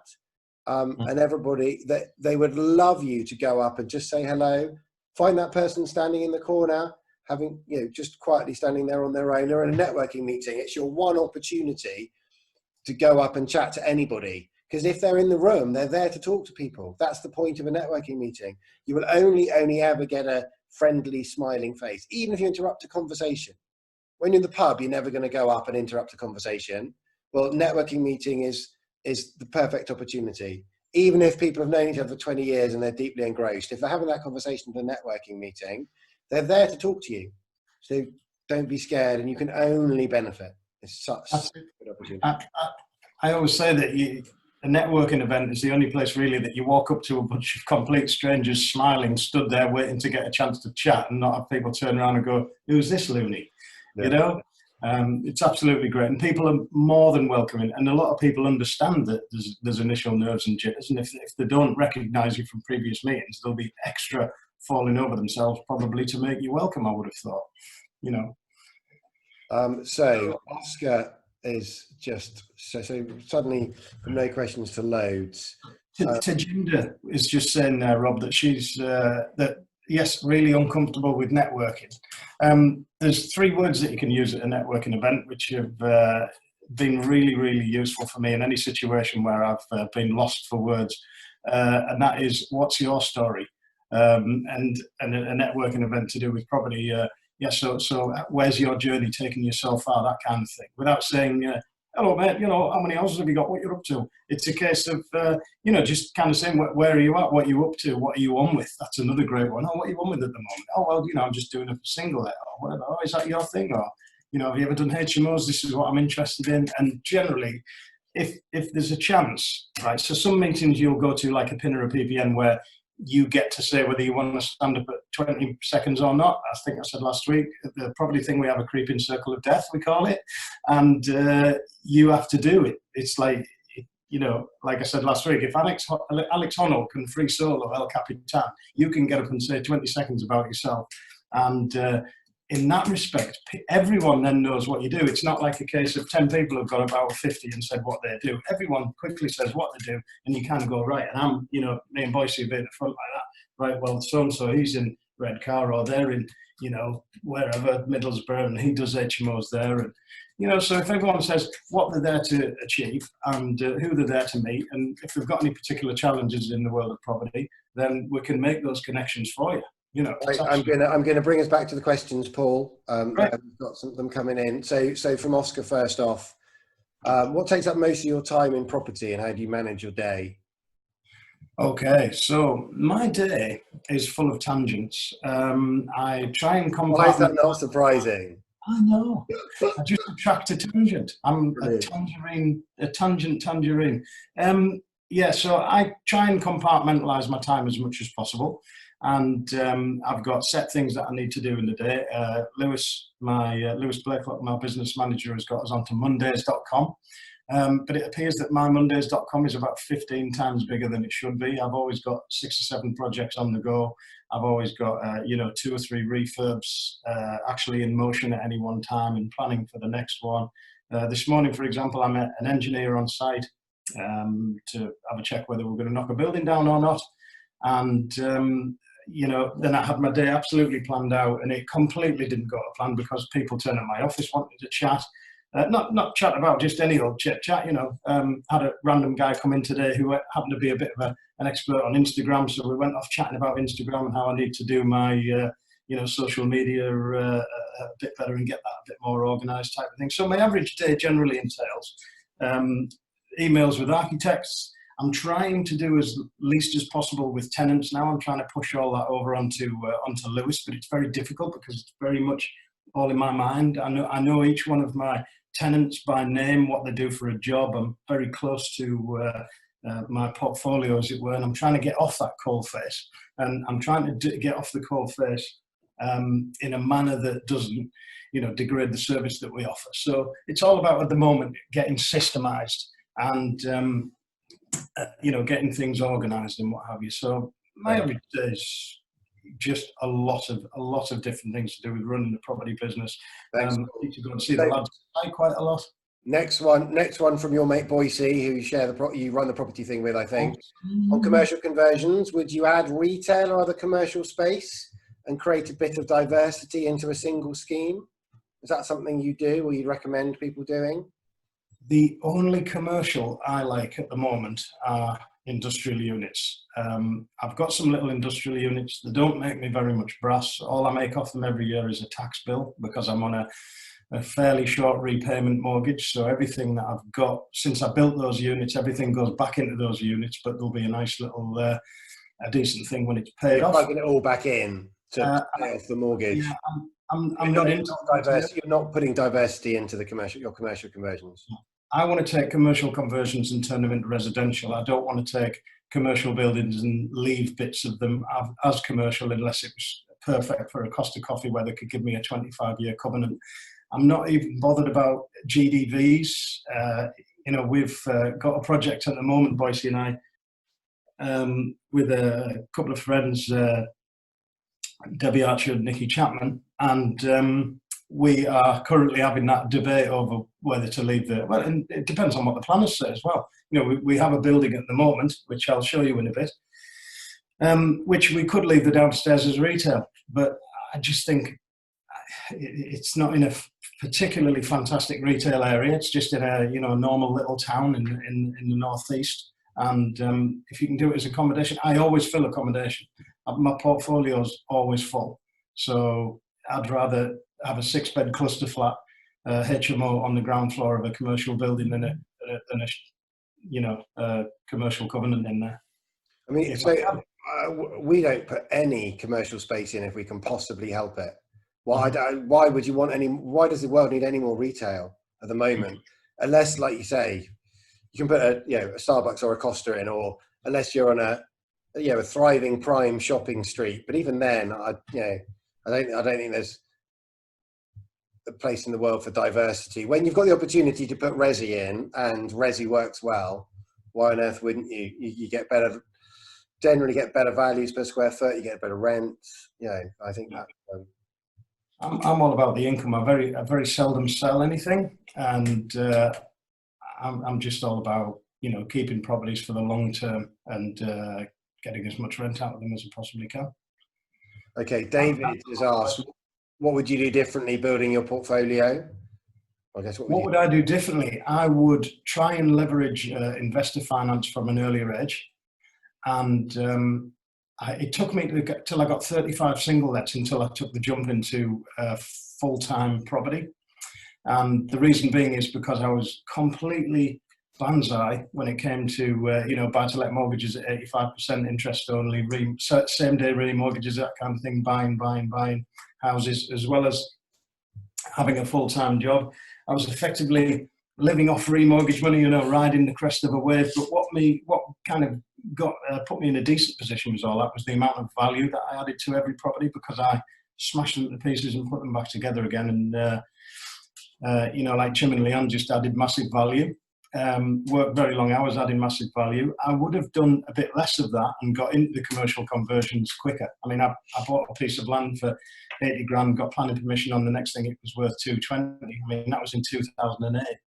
I thought, wow, for the sake of a paper exercise, I've effectively increased the value of that land massively. And then I went to the bank and said, can I borrow £500,000 to build some industrial units, please? And they went, yeah, no problem. You know, and it was like, oh, wow, that was easy. Why wasn't I doing that 10 years previous? Not that it's so easy, you know. So 2008, building my mini industrial estate with my business partner, Adam, and I would have liked to have done one every 2 years after that, but then of course we had the 2008 recession and we jumped straight back into residential because that's what we knew. And we did some more supported tenancies, and that's when I started getting a bit more into HMOs, to be fair.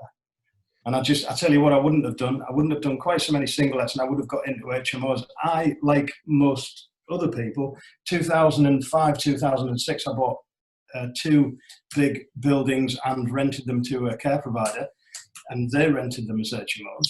And it was only because I had a bit of a fallout with those care providers that I ended up getting those buildings given back to me, because they weren't looking after them. You know, I'd done them up quite nicely and they weren't looking after them.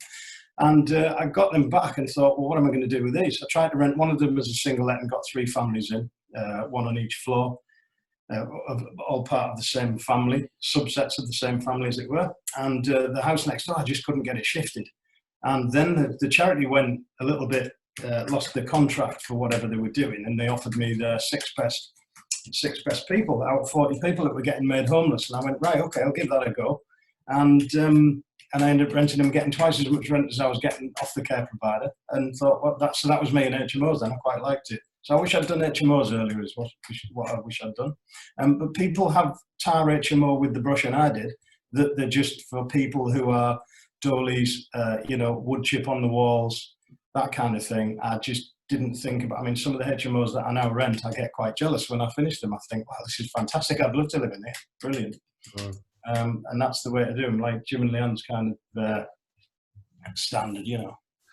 Question from Karen. Advice on remote investing. It says planning to move out of London for better yields or return on capital invested.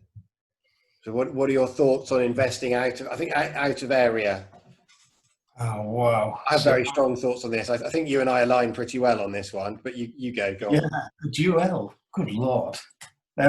Muskets at dawn, sir. I don't like it. I don't like traveling because I'm so hands-on. I don't like having anything that really outside Darlington. I've got a student accommodation to do at the moment in Hartlepool, which is about 25 miles away, and it's just a chew to go there. I believe in dominate your ground. I'll try to just have all of your little nest eggs around there, so you can be somewhere in a short space of time. But then I don't use property managers. I have staff to manage my property, if you like. And in that respect, I don't know. I think especially when you're first starting off, I know it can make it more hands off, but 10% or 12% of your turnover can be, you know, it can be 25, 30, 40% of your actual net profit. And in that respect, I like to, you know, I run my own properties anyway, so that's just me. I like to control freak the death out of my portfolio, and it gives me an easier life. Thank you, Paul. Very insightful. There's lots of people talking about remote long distance investing at the moment, I think. Another question from Amadeep. What voodoo magic did you use to get your kids interested in property? Yeah. That's a really good question, Amadeep. Excellent. Go on. What happened? So I've made it quite clear to my kids that, you know, like these, not that, you know, we're talking lottery winner standards, but you see these people that win the lottery and they get like, I don't know, £1 million, £5 million, 2 or 3 years later, they've got nothing. Because it just falls through their hands. Money. And unless you can actually teach your kids to actually handle it, everyone thinks, God, it'd be lovely to get left a house or a couple of houses or whatever. And a lot of people would, look after that. And it would be a source of income forever and a day. But a lot of people, might cash the chips in. Now, I'm a believer that if I don't give my kids the knowledge that it takes to run those properties, if I fall off the bus, I'm just handing them something that will be a millstone around the neck. And so basically, well, I've got a wealthy traveling friend who are probably worth 50, 60 million pounds. And I said to him, how are you gonna hand everything down to your kids without them being a bunch of spoilt brats, as it were, that they never have to work again? And he said, how do you mean, give them it? I said, well, if you fall off the bus, what's the crack?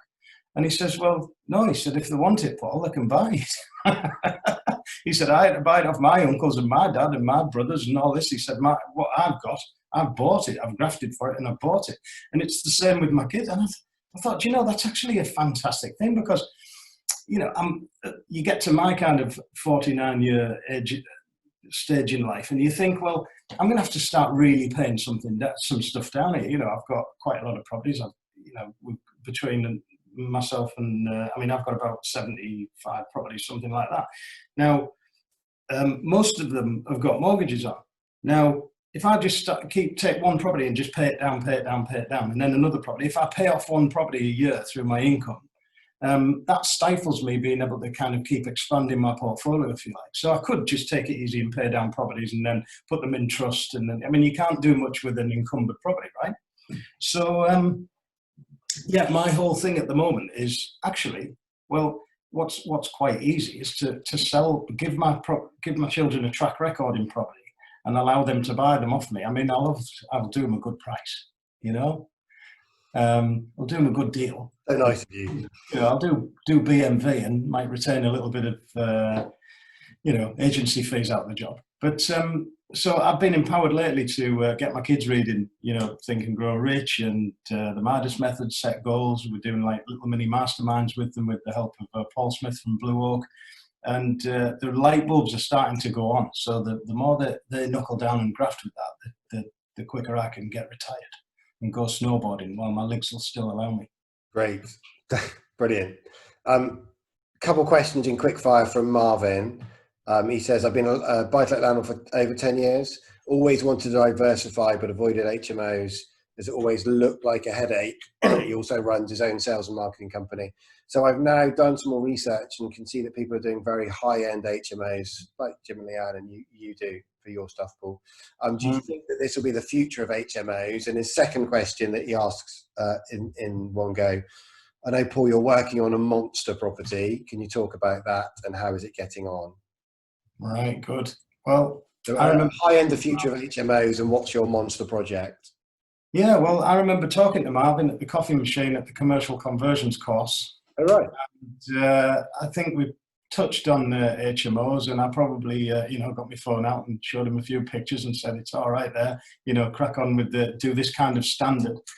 Can you unmute yourself, Marvin? Is anybody there? You there? Oh well. Anyway, I remember talking to him about it. I am here. Hello, Marvin. How are you doing? You all right? I'm just multitasking in the background here. I'm pretty sure I was banging on to you about HMOs at the time. And what a lot of people say is, well, would it work in my area? And I get my phone out and I get the spare room app up and I go, where do you live? Right, I type that in. And I go, right, well, these are all of the people looking for properties at the moment, and these are all of the landlords renting them out. And look, there's a lot of vanilla white stuff in there, what I call vanilla. There's a lot of vanilla properties in there. So if you did your properties like this, showed them a picture of a few of mine, then you're going to be, streaks ahead of everyone else. So the thing is, such a lot of people, like back in 10, 12 years ago, I think HMOs had the stigma of, and probably do have the stigma of, in a lot of echelons, of being just your wood chip on the wall, damp, this, that and the other, landlords not giving a crap. But in the world that us lot live in, the progressives and you know, all the Facebook pages that we're all on, we know that HMOs can be quite sexy and really nice places to live. And you'd need to make that jump. It's really not that hard. I had a young lass approach me this week who actually was like, you know, how much do I have to pay to get on your teenagers mentoring course? I'm like, it's not open for that, but what's your problem? Now, she was looking at buying properties in Leicester and renting them out as singlets. I was like, how much is a singlet in Leicester? She's about, well, you know, probably 120 grand, something like that. I was like, how much rent are you going to get for that? She's like, 750, 800 quid. And I'm like, is it worth it for that return? What's that, 5-6% clear? Like, what's the point in actually renting out properties to earn that kind of money? And why don't you go down HMOs? Well, I know you do a good job of them. And I think, yeah, they'd probably fly. In fact, there's a lot of stuff that's crap in Leicester. So I'm like, well, we'll do great HMOs in Leicester then. You know, buy a 3-bed house and make it into a 4-bed HMO and take £2 grand a month for it instead of, you know, £800 a month for it. And yeah, you're paying the bills, but take the extra money and stick that in. Where are you investing, Marvin? Where are you thinking of your HMOs? You're Bedford. Yeah, so the majority of my portfolio is across Bedford and over towards Cambridge way, but obviously down this way, it's, you know, I absolutely sort of sing from the same song sheet as Paul in terms of investing in the area where you are, just to cut out all the travelling. But the issue and the reason why I suppose this is taking such a long decision is that you know, I'm sort of in the process of leaving the place I worked and setting up my company, and then looking at the area where I am, and then the prices going through the roof. I think, Paul, you're looking at your properties, and when I say research, your properties were some of the properties I thought, Jesus, they look good, and it's not what I actually expected or have seen HMOs to look like in the past. And so now, one of the not issues, but one of the challenges, I suppose, is looking at areas further afield to get that 4-bedroom, 5-bedroom, 6-bedroom property in order to do a HMO, and then obviously doing it at the level that that you guys are kind of doing, really, which is why I asked the question, you know, do you think it's heading that direction before making such a big commitment? And you know, because I wouldn't be able to do it in Bedford anymore. I mean, now to get a 4-bedroom, 5-bedroom property down here, it's pretty pricey. I think there's a bunch of places where HMOs work really well. You know, Paul's a great example. Jim and Leanne is a great example. There's a lot of places as well where HMOs have to be high end in order to compete, and actually the market is saturated, and local councils are putting Article 4s in to try and fight against it. And I mean, Southampton is not a good example of a place to be starting to invest in new HMOs. Sorry, as a new investor in HMOs, you know, if you're experienced, you know what to do. But locally here, it's a minefield. There's Winchester, a really good example. I think Paul would say Darlington, another good example where it can work really well. So you need to get it right. You need to get the location right. And then there's lots of opportunity to be at the top end, as long as there's another bit of the market that you can be better than, so that everybody's not doing the same thing, and then there's a good opportunity. Well, you know, the thing is as well, Mark, right? You go in there with, you know, you spend an extra 10, 15, 20% on a refurb by going, you know, down the Farrow and Ball route, nice kitchen, nice everything, okay? And it's the bottom of the market that empties out first, because if you go in with a property that's a desirable property, what's going to happen? It's not going to sit there forever and a day while everyone else is like, no, do you know what? I'm happy in me wood chip damp hole. Thank you very much. That I took by mistake because it actually looked decent on the pictures on Spare Room. You know, they'll move into your property. HMOs can be fairly easy and easy out if they've been in there over 6 months. I mean, they'll be on an AST. They've got to give a month's worth of notice. I advertise my HMOs. Like a month before they're actually ready. Sometimes 6 weeks, and generally the full. I'm snagging the communal areas while people are all moved into the bedrooms.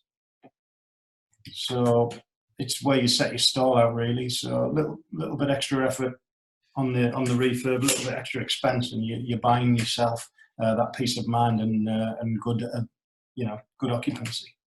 Yeah. Is that useful, Marvin? Yeah, absolutely. 100%. Awesome.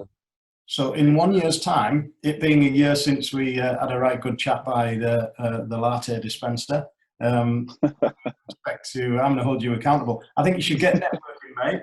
I remember you saying you had a couple of young kids and it was difficult for you to get away networking and stuff like that. You actually threatened to come up with a property thing as well. Should be Yeah, no, absolutely. That's still on the agenda. I've got actually quite a few property networking events since I last spoke to you, actually. So yeah, it's that's one box I've ticked for sure. Great. You've got my number, mate. If ever you need a big old size 9 up your butt, I'm happy to do that, mate. If you ever need some encouragement in that direction. Definitely, I will take you up on that. Question from Jim, and I think this is a really good question. So he's saying, if you had 25k to invest and were relatively new, what would your considerations be right now, currently thinking about its first buy to let or investing as a JV in a larger project? Wow. With 25k to invest. What area are you in, Jim? Hi, Paul. I'm in Wakefield, West Yorkshire. Right, okay. So, and it's buy to lets you want to get into to start. Are you wanting to get into HMOs at a later date? We've thought about it, but I don't know if it's the right area for exactly where we are. I mean, Leeds is very good for that, but we're trying to stick to Wakefield.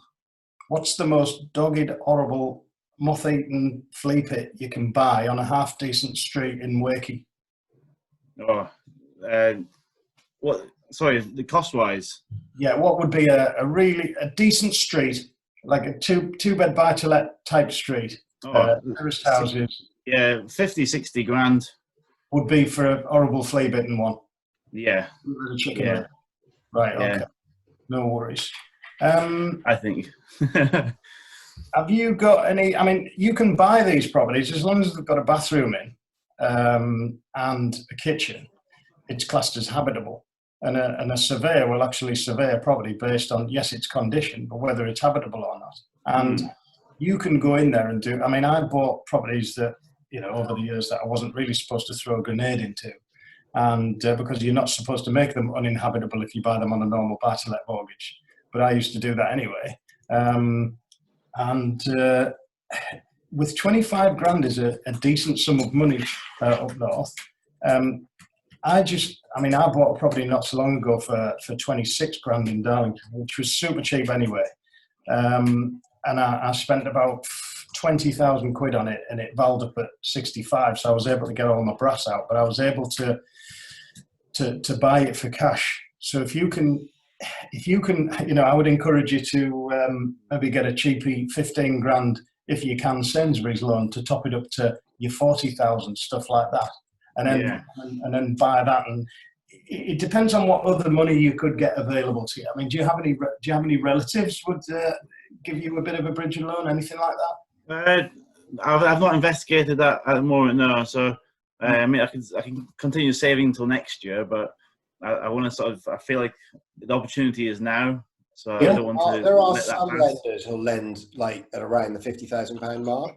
They tend to get a bit thin on the ground below that, but you could use sort of 15 odd of your 25 as your deposit with a loan alongside. You need to hold some funds back because you're going to have, when you buy the worst one, well, you need to be able to pay for the works, because that's the way you're gonna be able to progress, and you need some backup as well. Some backup funds because the refurb will always overrun. And the thing I'm talking to people about a lot at the moment is you need to really preciously look after your money. So when you put it into something, you need to know exactly what's going to happen with it. Are you expecting it to come back out? Do you want to be able to refinance it and pull a bunch of money out? There's a lot of BRR, buy refurb, rent out, refinance, repeat investing going on. They're really hard to find, but Paul's just giving you a bunch of good examples. We do them down this way a lot. Leanne and Jim talked about it.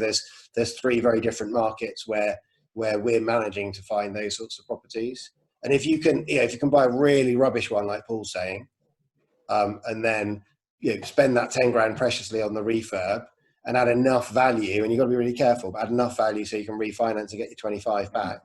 You've essentially got a property for free that you owes you nothing, and you've got off to a start, and then you've got one under your belt, and you've learnt loads, and make sure that makes you some profit. It's not going to rock the world because it's not going to be a massive profit. Yeah, sure. But it's a start. It's a great start. Even better if it's so cheap you have to buy it for cash. That's awesome too.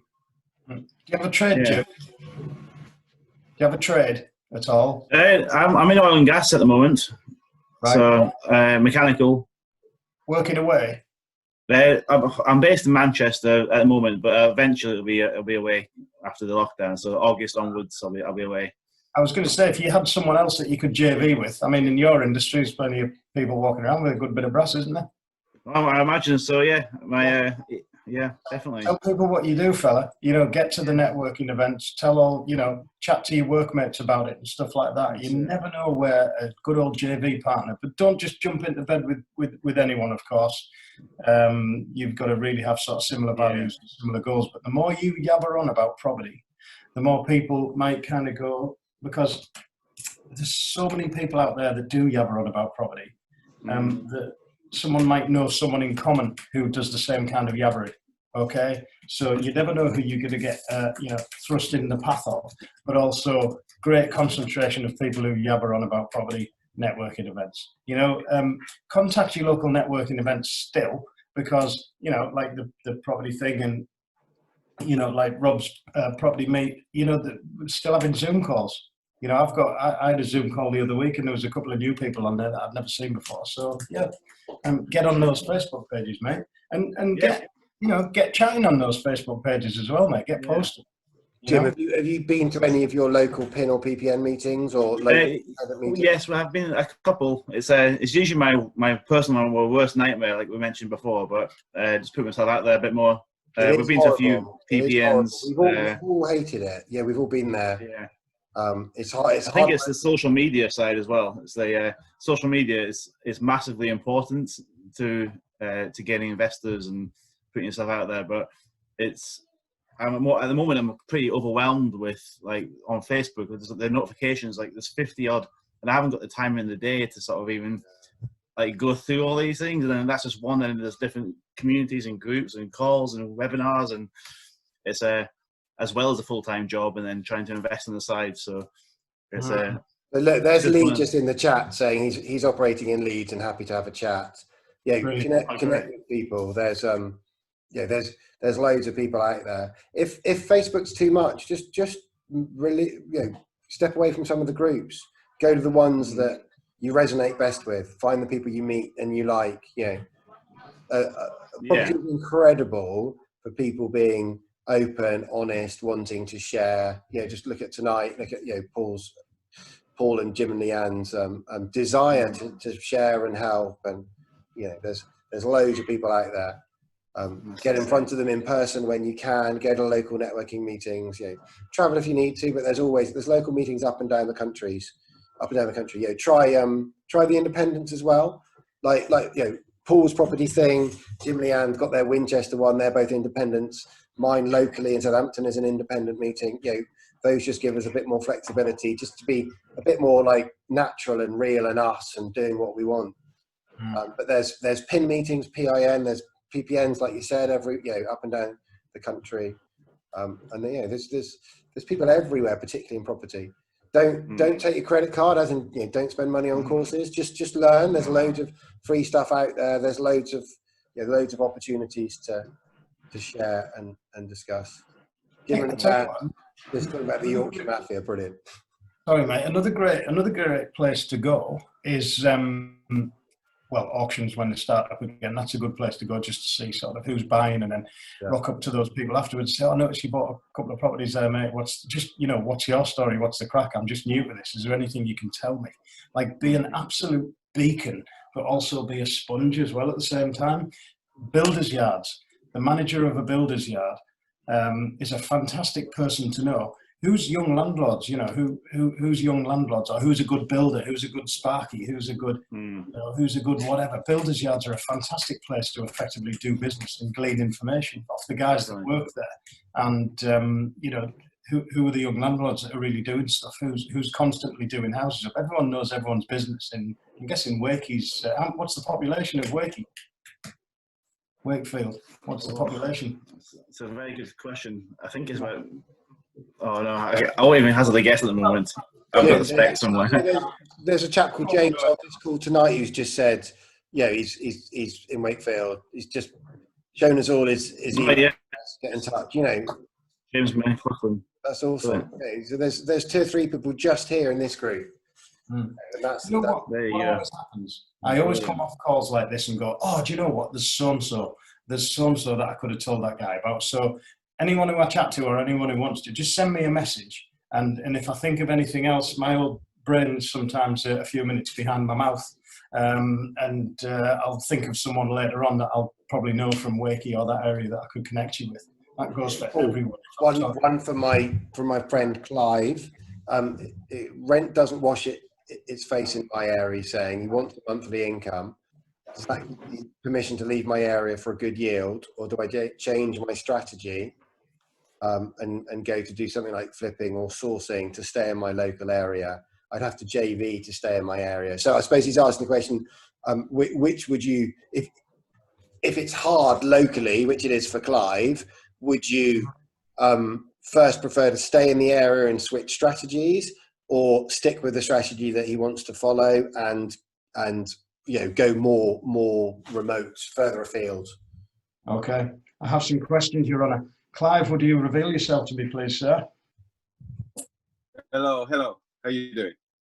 Where are you? Clive, how are you doing? You all right? Tell me a bit about this area and why it doesn't wash its face. Where are you at, and what's the prices like, and what's I'm in a place. I got very lucky. I'm in a place called Hornchurch in East London, Essex, and we bought relatively well, but everything skyrocketed. I'm next to an area called Emerson Park. Everything's high. Everything's 700 plus, and goes into across the road from me. It's like it goes into millions. Mm-hmm. Right. Like a place called Emerson Park. It's where all the footballers live. All the West Ham footballers buy their properties and stuff like that. Mm-hmm. So it's really super expensive. What other areas have you looked at that you think, do you know what, I could probably have a go at that? I'd be prepared to I'd be prepared to invest there. Is there anywhere else around you that is a bit cheaper within an hour's drive? Well, most of my portfolio is in South East London, a place called Penge and South Norwood. Mm-hmm. And that's a good hour and 20 minutes drive. Sometimes longer if I have to go through. We got a thing called the Dartford Bridge, mm-hmm. which is, anyway, the roads are just crazy over here. They're just really busy. So I do find myself, falling asleep at the wheel sometimes. Right, which isn't good. Clive, is there anywhere, like, I kind of really agree with Paul that an hour is quite a good limit, closer if you can, but an hour, sometimes you have to go that far. Is there anywhere within an hour, if you drew a circle on a map that allowed you to travel for an hour or so, anywhere where, any postcodes where prices are more reasonable, just to give you like more of a fighting chance, but still stay reasonably local? So you could, as Paul said, dominate the area, that area just happens to be one particular very focused area, 45 minutes away. Is there anywhere? Well, an hour 45. Well, I'm right on the I'm right on the M25, the A13. I jump on the A13 or the A12, and I'm 5 minutes from the M25. Yeah. But like, so 45 minutes, an hour. Outside of rush hour, you can probably get quite a way. I can get quite far in that time. Yeah. Yeah. It took me 5 hours to get from Croydon to Birmingham the other week. I absolutely couldn't believe it. Listen, how far's Leicester? Would Leicester be a good area, that kind of thing? Or what about Birmingham? You could connect with Catherine and Sarah there, talk about the Birmingham neck of the woods. Yeah, but I would need some kind of partnership, I guess, because I keep telling Clive to go local, Paul. So that's the thing. Like, I'm trying to. message to you.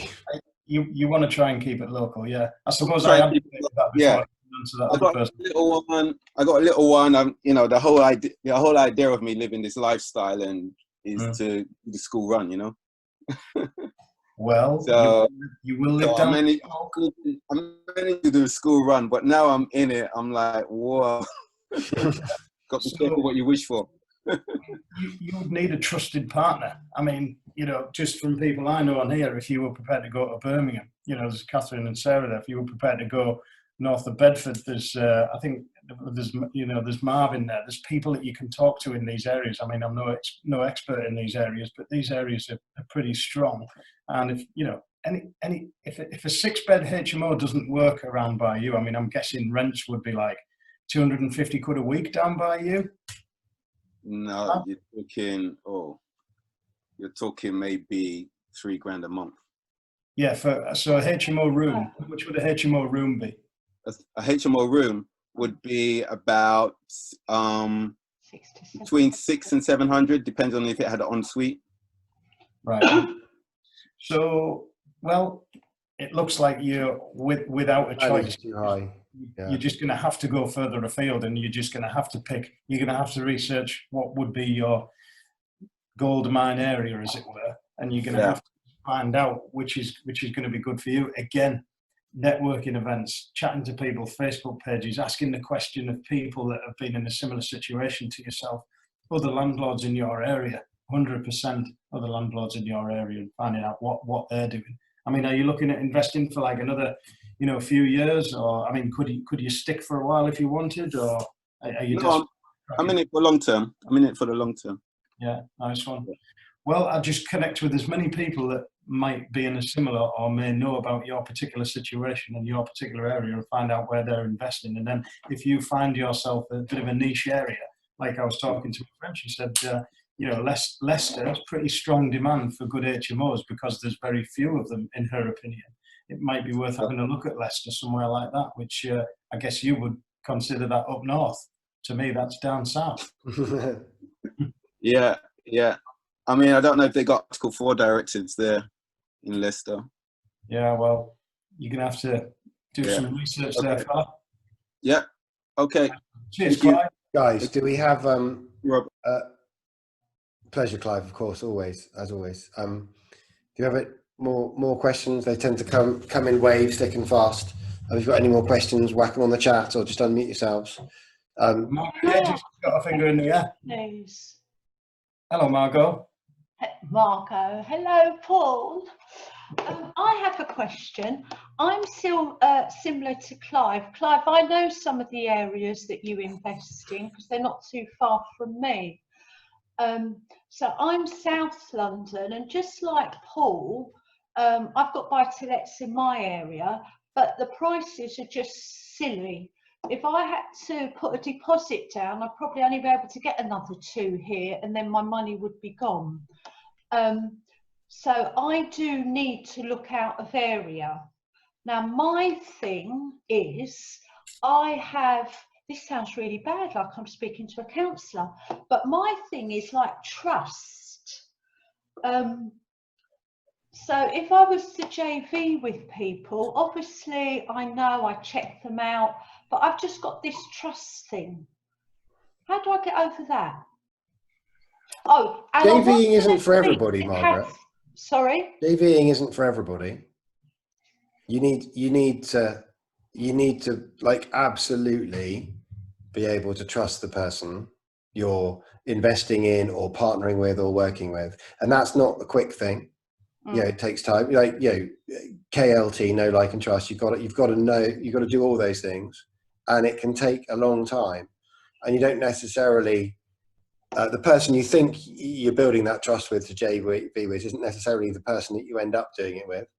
And you can meet someone brand new at a networking event, but it takes a long time. You're far better off finding someone within that you already know or already like and already trust. That within your friends or your network or your friends of friends or people that you know. But it's just not for everybody. Some people want to do it on their own, and that's okay. There's nothing wrong with that. No, but I'm not saying that it's not for me or that I want to do it on my own. I mean, I have got my own stuff, but I do know that I'm going to have to move out of an area, and because I don't, and Catherine and Sarah, don't worry, I don't not trust you, because I've said I'm going to speak to them as well, because I've got to know them. Because I want buy-to-lets, and I know everyone says HMOs, and so do you, Paul, but I'll be honest, I don't want the hassle. I want nice little things in the background.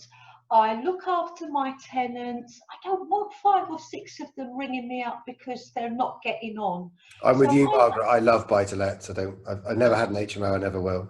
Okay, but I'm not knocking because I haven't experienced them. So it's probably just me thinking what could happen. I mean, obviously, if I was to JV with someone that had HMOs, I wouldn't be in the area. I'd want it to be fair as well. So I don't know how. Do you have in mind who your ideal JV is? Sorry? Do you have in mind who your ideal person you'd want to JV with is? Like, if you know who that person is, then at least you can start to know who you might be looking for. And then you can start to think about how you might find them. And you should be talking to everybody. Like what Paul was saying, chat to everybody, let everybody know what you're doing, network everywhere, go to property networking, yes. But, every moment in life is a networking opportunity. Talk to everybody, tell everybody what you're doing. If you can find people within your existing network of friends or contacts or whatever who know someone who might do something, then that's a stronger connection than starting from nowhere. Yeah, there's all sorts of groups, Paul's property thing, my property meetup, Winchester, all sorts of groups online, all over the place that give you the chance to get to know people. And there's all sorts of research you can do to help you gain that trust. I mean, ultimately, you need people to do what they say and say what they do. I always think it comes down to that at the end of the day. And until you know that, it's too early. Can I just jump in here a second? Please. Like, you're, quite a well-known, sort of bubbly, lovely person. You do put your, your presence out there on social media. What I wanted to make the point of is that I'm a big advocate of actually self-mentoring. So if I came to you as a, if I was less experienced than you and I came to you and said, Margaret, exactly what you've just said to me. Like, I want to, you would actually know the answer. I know, and I do. Brainstorm that question out. You actually know the answer to that question 100%. So, and do you know what? I agree with you, Paul. So I don't know what it is. Is it the fear that's stopping me? Because you're a human being is what the problem is, as we all are. And there's certain people. If you had a problem in the communities that you mix in, okay, the property communities that you're a very welcome and much loved part of, you would be able to pick out on your hand, 5, 6 sets of people that you would look to invest with. So approach those people, and work with them. There's people in those communities that you would absolutely, almost trust your life with. You'd go out drinking with them. You'd love to go and spend a weekend with them and stuff like that. Just great crack. They're the kinds of people that you want to be investing with. A friend of mine came to me not so long ago, and he's like, "What do you think of this deal?" And it was actually the one that you, in my mentorship, being the unselfish guy that I am, put someone else's deal on the mentorship screen, and you ripped it, and you ripped it into bog paper, Rob. Do you remember that one that was in Blackpool, Lytham St Anne's? Oh, did I say no to doing a deal? What a surprise! Yeah, I remember now you said it. Yeah, okay. You brought it to one of the sessions. Yeah, but it actually stacked up, to be fair.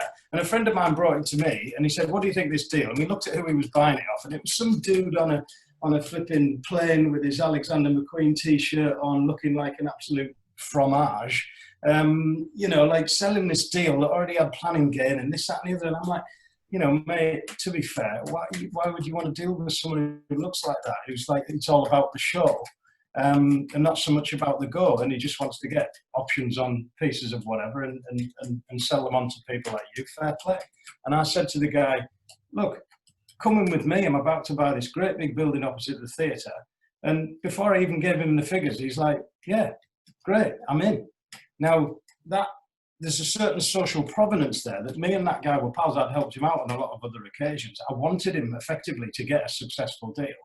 And it was down to me to tell him whether this deal actually stacked up or not. It did, but I didn't get a good feeling about it. And did he want to buy something that already had planning getting off someone, you know, like that lounges about in first class saying, look at me, I'm off to Dubai? It's like, well, nah.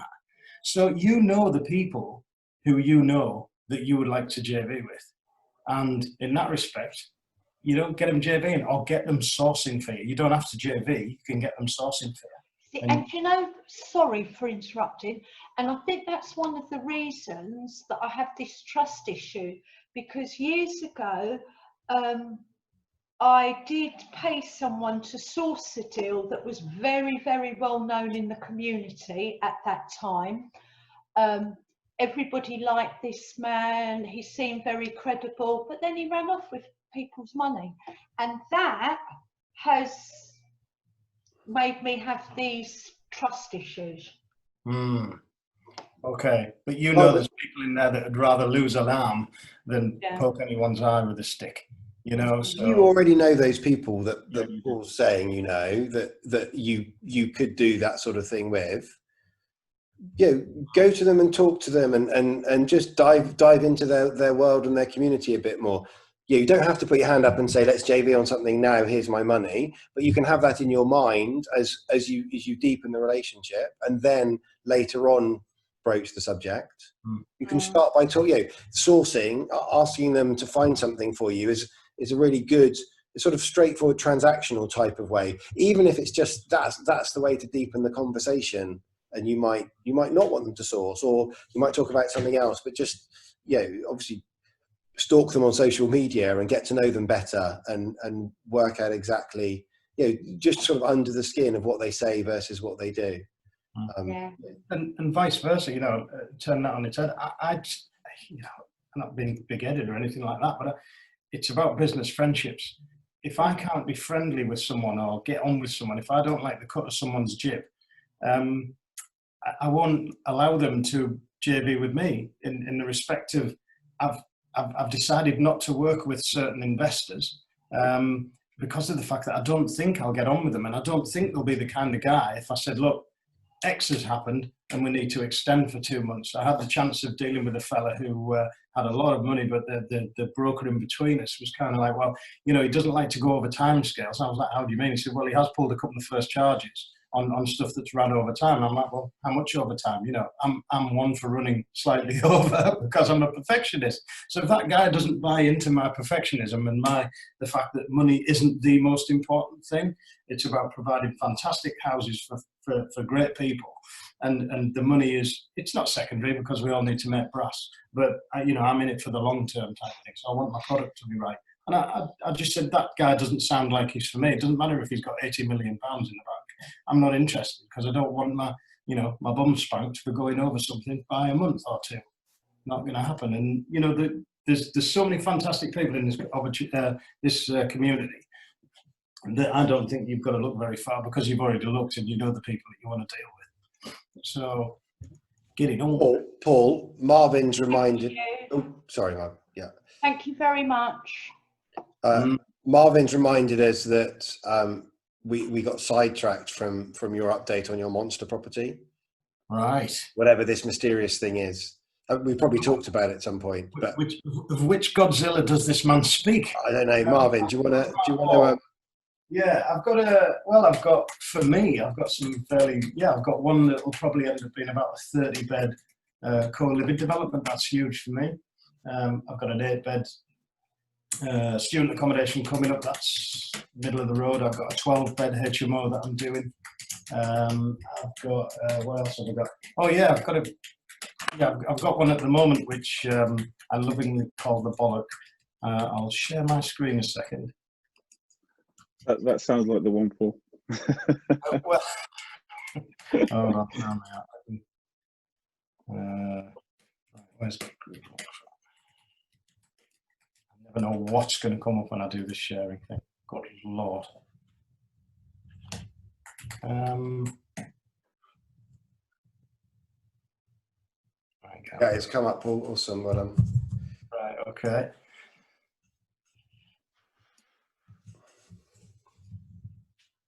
Yeah, so, well, this is one that I'm currently working on, which, I want to show you the before. This is the kind of after. This is what the architects come up with for now. And this is I want to show you the before because it's the most disgusting, horrible big lump of a building, but I haven't actually got it up in my pictures. I wasn't planning on showing anyone this. Yeah, but this is, see if I can.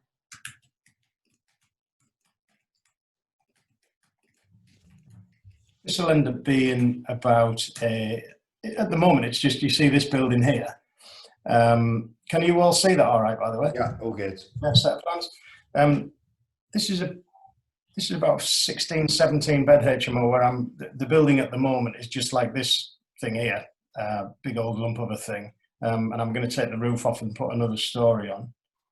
And currently we're looking at it being about a 17 bed HMO with one great big communal kitchen. Do you have planning for this?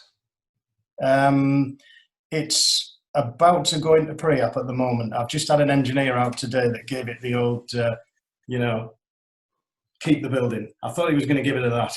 But and that looks like it's a pretty sort of bog standard terrace, a two-story houses. It was a big lump. It used to be an old cow byre on the corner, and then it was a house and a cow byre attached to each other, and then it was just a big old horrible rendered lump. And you're going up a story higher than everyone else. We can't quite see that.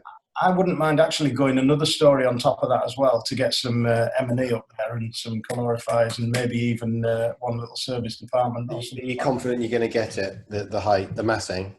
Well, I hope so. And if not, fair play. I've still got a 14 bed HMO. I mean, that building was 110 grand, and it will probably cost about 280, 300 to bring it to that. So it pretty well stacks up. Right, how do I stop my shit? Was that the big one, or are you talking? I've got another one that's opposite the theatre, which I haven't actually lined any of these pictures up. But I feel like if someone else wants to chat, I can go in there and see if I can pull the pictures out. In fact, I'll tell you what, I'm going to try. So Clive, just while to give Paul a minute to try and do that. Yeah, I think Marvin's suggesting connecting, and there's a couple of people. It's worth you having a look at the chat. Karen, as well. He said he's not far from Hornchurch. It's worth, Clive. It's just worth watching the chat to see who's local to you or local enough or investing locally enough. Yeah, Margaret as well. There's a bunch of people just here that could well be good to talk. Okay, I'm gonna invite more questions while Paul's trying to get the this amazing mysterious building. You're building the tension quite well, Paul. Well, my photos aren't loading up, dude. So loving it. That's a bit harsh. Got any other questions? Please whack them on the chat. Jump in, unmute yourself and jump in if you want to. My computer's been super slow this week. I've actually had Lewis on it for a couple of hours trying to sort it out today. But let me see what I can do here. No, well, I've got a big one. I put it on last week anyway. Let me see if I can. Was it one you've already shown us? We had a little look at from before. Yeah, Marvin wasn't on last week. Let me. Oh, here it is. Here it is. In fact, I'll put my.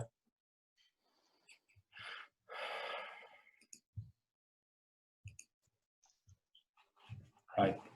Okay, back to Zoom.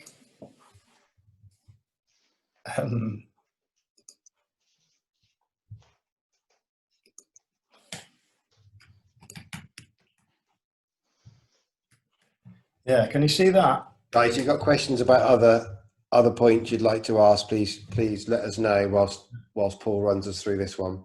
Cool. Yeah, great stuff, Paul. Thank you. Go ahead. See that, yeah. Okay. So this is a great big lump opposite Darlington Theatre, which has just had millions spent on it.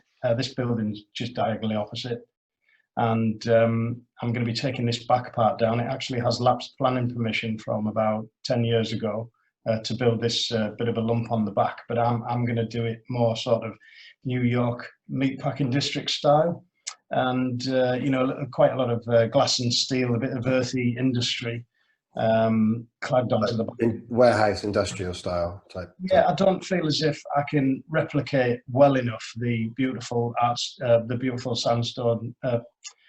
Limestone heads and sills and beautiful details that are on this building with new products. So I'm going to try and just bring a contemporary.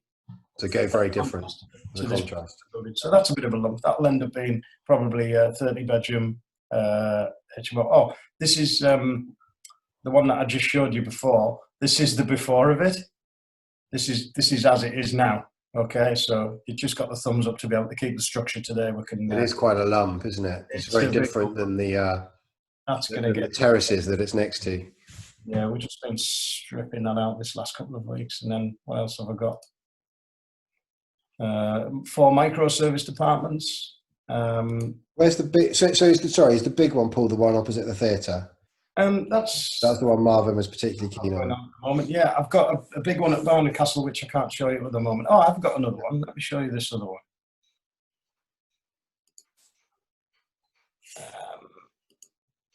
We're still on Vane Terrace. All right, okay. I'm just going to swap over in a minute. Okay.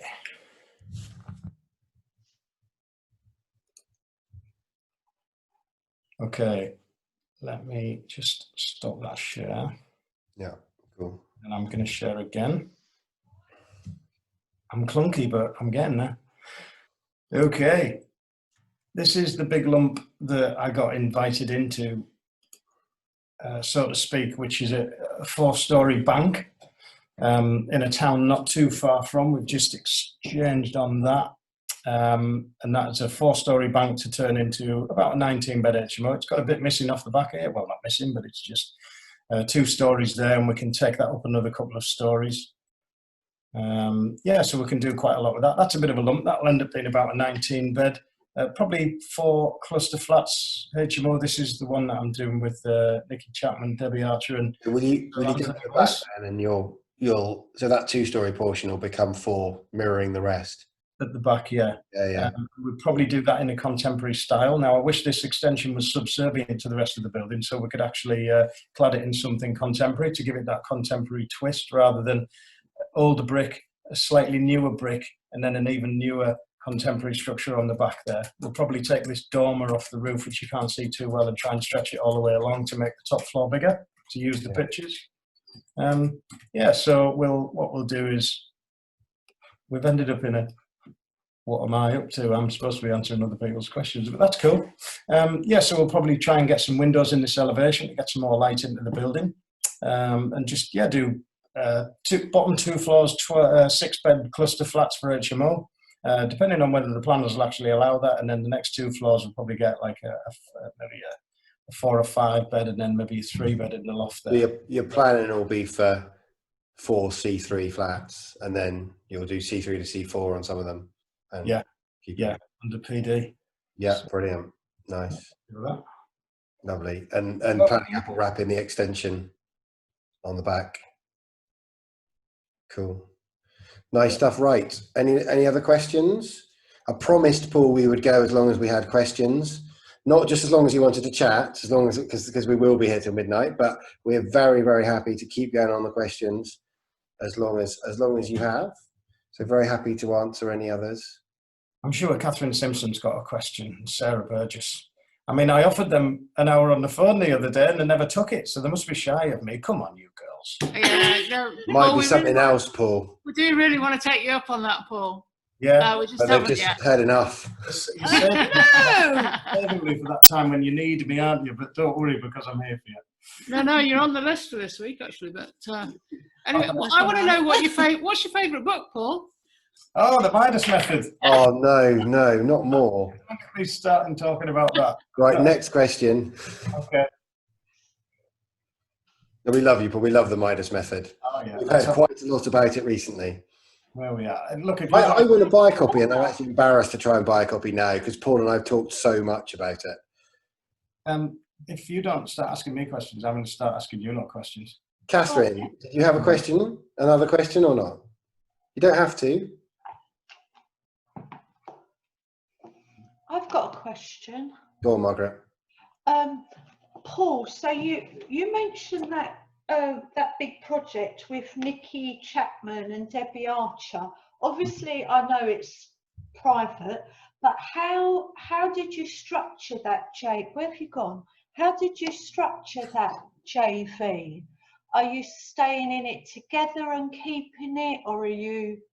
Can you just give me an idea, please? I mean, how that, do you know, and this came about due to, I think, serendipity and the fact that I'm fairly gobby, and I did a chat for Blue Oak, which I think which took, it was an hour chat, lasted 3 hours and 20 minutes. Never. Are you sure? I find you shy and retiring. You were there with matchsticks in your eyes at the end. I was. And I think that through that and a couple of the bits and bobs and posts and stuff like that, I think I drew the attention of, and the fact that I do the property thing, you know, put yourself out there, that kind of put me in the nettable area, if you like, of Nikki and Debbie. And when they put this deal out, I was being a bit nosy and went, well, let's have a look at it, because I like to see people's deals, because if there's some provenance that I can add, or a little bit of knowledge or whatever, you know, I'm interested. And even if they go with someone else, I'm happy to sort of advise on that and put what we call up north your two penneth in. And so I asked for the details, and I thought, yeah, it's a big old job, that, and but fair play, I've got a lot on my plate anyway, and I ended up. So I said to them, look, you know, best of luck with that. It's an absolute belter. But what other deals have you been offered, you know, with other investors and what have you? And they said, oh, well, we haven't sent it out to anyone else yet. And I was like, oh, why? And she said, well, I was waiting for your decision. And I said, oh, well, that's lovely of you. Thank you very much. And then I felt really bad and obliged.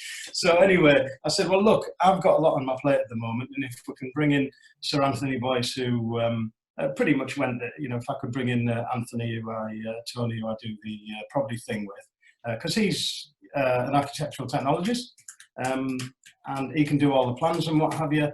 I wasn't interested in just another project where I was looking after every single aspect of it and JVing with people. So they're very much on a, I hope they don't mind me saying, you know, and earn as you learn. I think they've already learned a hell of a lot just by walking through the property and me talking about grenades and sledgehammering and taking this bit off and putting that bit on and opening this up and doing what have you. And I think they'll learn a massive amount through the process. But what they might not realise is that every day is a school day for me as well. You know, I worked out before, if I learned one thing every day since I'd been in property, I'd probably know about 10,000 things by now, and I think I probably do. But I'm also learning something new every day myself. You know, I learn stuff off Boise, he'll learn stuff off me. So I think we'll be a great partnership on that. And when you can buy buildings for that kind of money and convert them into, this commercial conversion thing is so powerful. It's so powerful. I mean, that building there, you know, it less than 100 grand, you know, it's daft, isn't it? You can't buy a garage for that down by me. You can't. My garage is worth more than that. Probably rent it out for more money though. No, so see what I mean? That's why I know people say you have to stay. Well, not you have to, but it's good to stay in your area. But you can't always afford to stay in your area, because literally you couldn't buy a rundown studio flat for that price where I am. Yeah, my thing about me being in my area is I'm like a pig in muck, because I know every bugger. You know, there's if I need to find someone or find something or find someone who does something, I just know everyone, and I just, you know, I'm like what's that guy? That steeplejack, Fred. Oh, you know, just kind of, what's he called? I was watching Fred Dibner, you know, like a little bit like Fred Dibner of Darlington. I just know everybody, you know, so when I want something or I need a bit for that or a boiler for that, and it just feels right for me to keep within my area. But if I had to go to another area, what I would be doing is purposing every single possible networking group, property page, people on property pages who I knew, you know, getting that information off them, and going to that area and making that a new nest. I mean, I say to people, if you're going to go to an area and make it your gold mine area, go and live there for a while. Yeah, now. Go and live there for a while and really get a feel for the area, because, you know, you could get told all sorts by anyone. You know, you've got to go there and actually live it for yourself. And there's some great areas. I've got that written in my book here, that I've put that I should go and at least spend a few months in an area just to I'd love to read the Margaret Age's Hong Kong Book of Kung Fu, because I bet you've got some fantastic tips in there. And you know, if I came to you for advice as a 20-year-old property investor, not really sure what I would do, you would give me a journey that I could just absolutely follow step by step and create a fantastic portfolio. So you need to, prices in London are absolutely insane. I mean, people laugh at. It's like, what, you can buy an house up there for 40 grand? Oh, and I'm like, yeah, thank you very much, and earn 10% a year on it. Yeah, so you may scoff, you seven suckers. But we've got it easy. You know, I bought wisely. Hey, I bought wisely. But I would like to buy a house up there where you are. But it's just, I would like to buy houses where you are, but then I'm not on the ground up there. And again, you need to have good agents. And if you haven't got good agents, it could be a nightmare. Don't get me wrong, I'd come up there next week and buy if I knew that they'd be managed properly. Yeah. So now that you've said that, you'll probably get a load of people from the property thing that are watching who source properties who'll be like that. Right, what's her name again? Right, we'll be on to her. They'll be inundated. Brilliant. 100%. You just laid out your path in front of you, ain't you? I've just done that, didn't I, mate? Margaret, Alison's said on the text, she just wanted to say she invests remotely from Dubai. And so, yeah, she's saying it just proves it's definitely possible. They do a huge amount of stalking, also known as due diligence, but ultimately it relies on reputation and gut feeling. I think it's really important, right? You've got to do your research, but actually you've got to go on your gut as well. It's got to be both. It can't be one and it can't be the other, but it's got to be both. It's really important. That gut feel has to be right. And if the gut feels right, but the due diligence is wrong, it's a no. And equally the other way around, it's a no. But if they're both right, then it's a possibility. And then she says, at some point, you just have to take the leap of faith. And you could always do something like a quick flip first with someone. Well, I was looking for that note because I saw that and I thought that was a very good idea, because then you get to see how you work together. Or just do a little, or loan them a small amount of money at a fixed rate just for a period of time, or do something that's smaller and like a bit more, it's a bit more straightforward. It's just easier to know what everyone's doing, and you know what you're getting and they know what they're getting, and then do that first to dip your toe in the water and then see how it goes. It's just no need to jump in. People get stuck. I mean, I've got an investor at the moment who I've got a fantastic project which I haven't shown you there, and I can't show you it just yet. It's a big, beautiful house that's to turn into a co-living development and some service departments if SA works, or maybe the Silver Tsunami, like HMO co-living for the over 55s, that kind of thing. And I've got an investor at the moment who's like, well, show me the figures and I'm in. And I'm like, well, these are the figures for 3 different schemes. But I don't know, I've spoken to the conservation officer, I've spoken to the planners, I've spoken to whatever. I think it's going to absolutely fly. And if it doesn't, it'll be worth, it'll be worth sitting on for a while and renting it out as is for a bit. So I'm saying to the guy, well, look, I need to get some exchange of contracts money in there. I need to get some seed capital in there. I want to get some planning getting. And he's like, well, I need to see the figures first. I said, well, I've showed you the figures. And so it's not just people at the bottom of the market. So I'm exchanging contracts with a 5% deposit. I'm actually gonna, I'll exchange with the vendors allowing me to do a 3-year completion if I need it. Okay. At which point, by the time I've got planning getting, I'll probably just go, do you know what?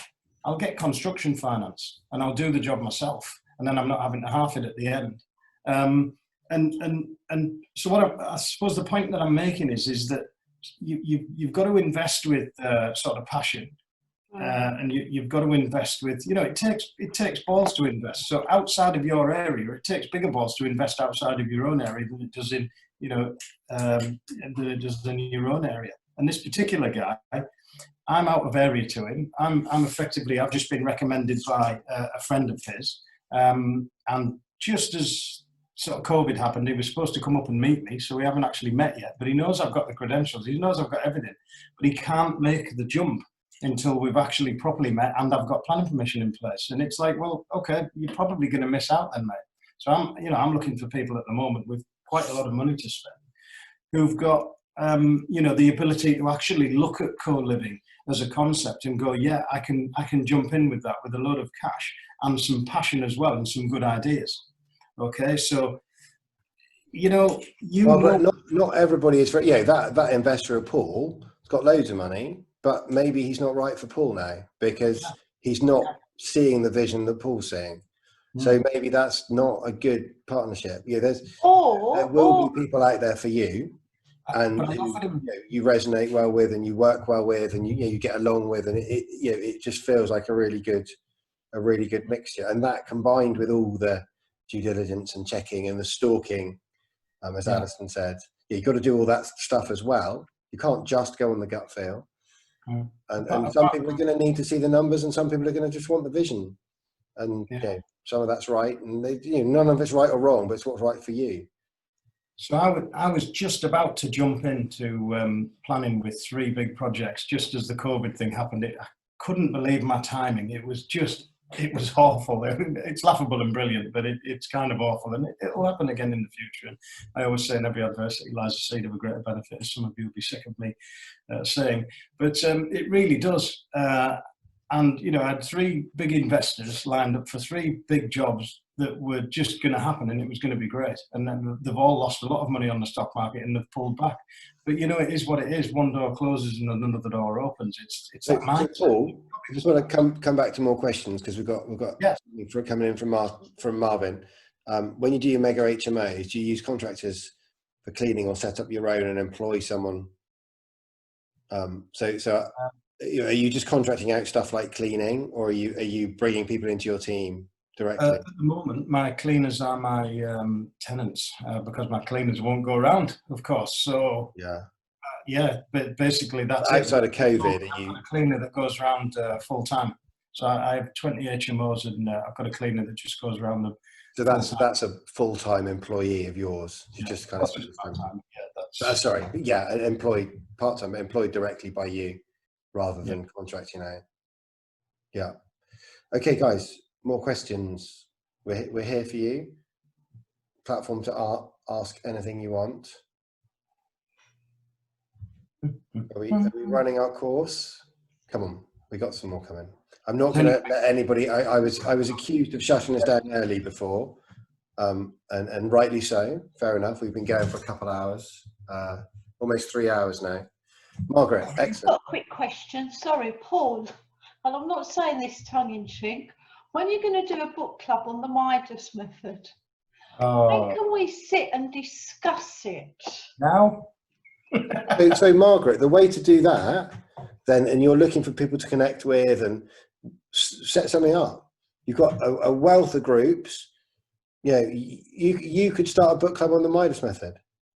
What a brilliant way to connect with people and bring people together. I want Paul. Well, set it up. If you set it up, get people together and invite Paul along, what's he going to do? How much does he love talking about property, and particularly that book? He's going to say, yeah, I love it. You set it up. Do the work, bring it together. You what, Margot? I said, I know, because you were just going to say yes then, weren't you? Yeah. Yes. Well, the 3 hour 20-minute one got cut short when I just got onto mindset. So I still, you were like, that got cut short, didn't it? So I was happy to go again on that. So just set it up with old Paul Smith, and we'll get something on the go. There you go. Brilliant. Yeah, thank you. Paul, are you worried about oversaturation in your HMO rooms? In your patches for your HMO rooms from your mate Boise? I allow slum landlords to worry about oversaturation of the HMO market in Darlington. I don't worry about my own HMOs. If my HMOs don't, I mean, I have got some vanilla HMOs, from when I started, probably after I had the initial two for quite a while, about 5-6 years ago when I went into my portfolio and grabbed another load of properties out to do HMOs, that's what they always were, you know, magnolia white, but with, you know, nice oak doors and oak floors and various other, but there were sort of your magnolia properties. I do have a couple that, you know, starting to look a little bit tired. So as people move out of their rooms, I mean, it's always easy to do communal rooms, but when people move out of the rooms, what I do is I go in and farrow and ball them up. So inch by inch, life's a cinch, you get that house back to, you know, how it should be. So with nice communal rooms. In fact, I've got one that I've just done. Do you know that? Oh no, I won't try and dig it out now. But yeah, I had two houses right next to each other. One I just spent 76 grand on the inside of it and made it into a beautiful HMO, but it increased the value by at least that, and it also put another sort of £700 a month on the rent. So I had two 6-7 bedders next to each other. One was getting 2,600 quid a month, and the other one that was a bit more magnolia white and looking a bit tired, that got about 2,100 quid a month. And now I've just tickled the 2,100 quid a month up with a cheeky farrow and baller in all the way through, some nice stair carpets. I haven't bothered changing the kitchen and bathrooms, just tickled them up nicely. And now that is, you know, it's on there. So I'm constantly doing it. I've got a decorator on constantly all the time doing HMO rooms or tickling up the next project. And I've got 3 or 4 lads on refurbs all the time as well. And when I do go out to the bigger projects, I'll be using contractors for that. So ultimately you're staying at a higher quality than the rest of the market. So if there is oversaturation, it's the bottom that's going to drop out, and you'll be above that, the mess, basically.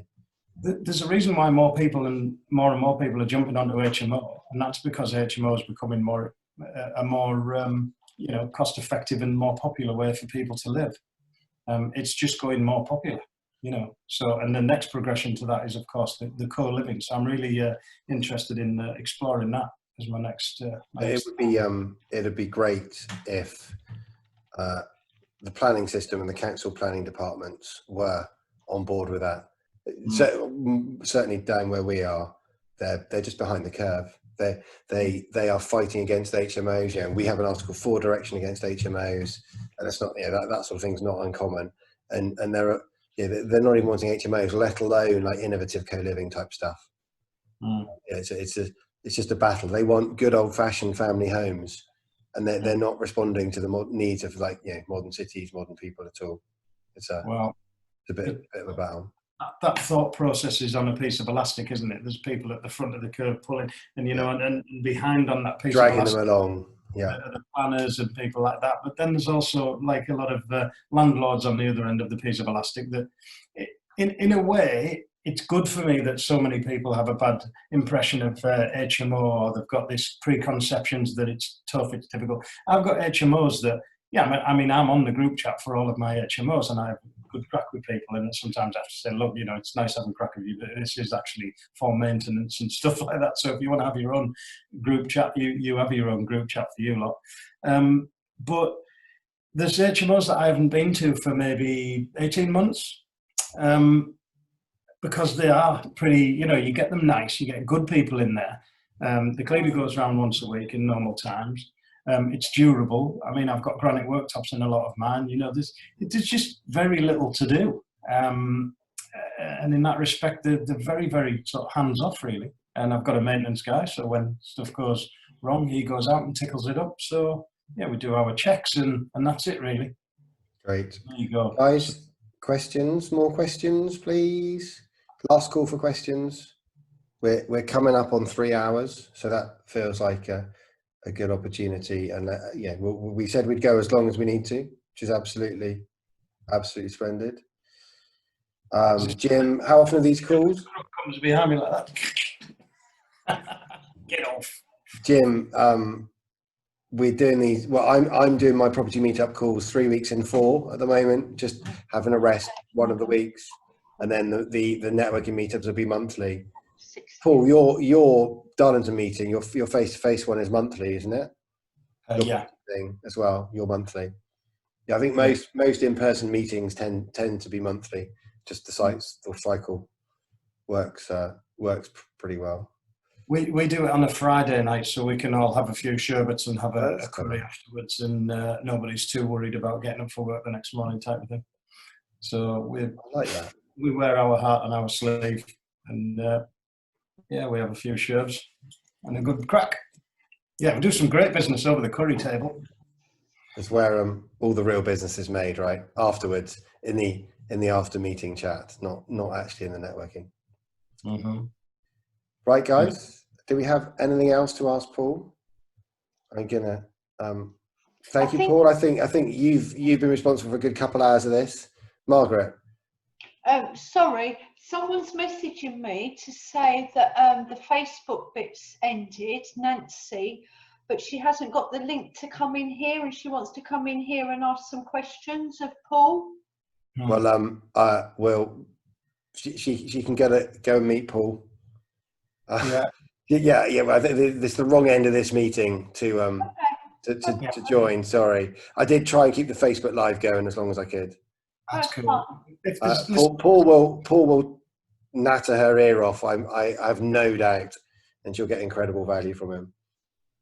Yeah, I mean, if there's anyone sort of struggling with a part of the journey, I mean, that's one thing that I'm pretty good at, is kind of troubleshooting and looking at being outside the box and brainstorming ideas out and things like that, looking at ways of how to get over particular things, generally because I've experienced them in my time. You know, I've come across all of the molehills and fell down the rabbit holes and done the stuff wrong. So if there's anyone... Loads of thank yous coming in. People are really, really enthusiastic. Thank you.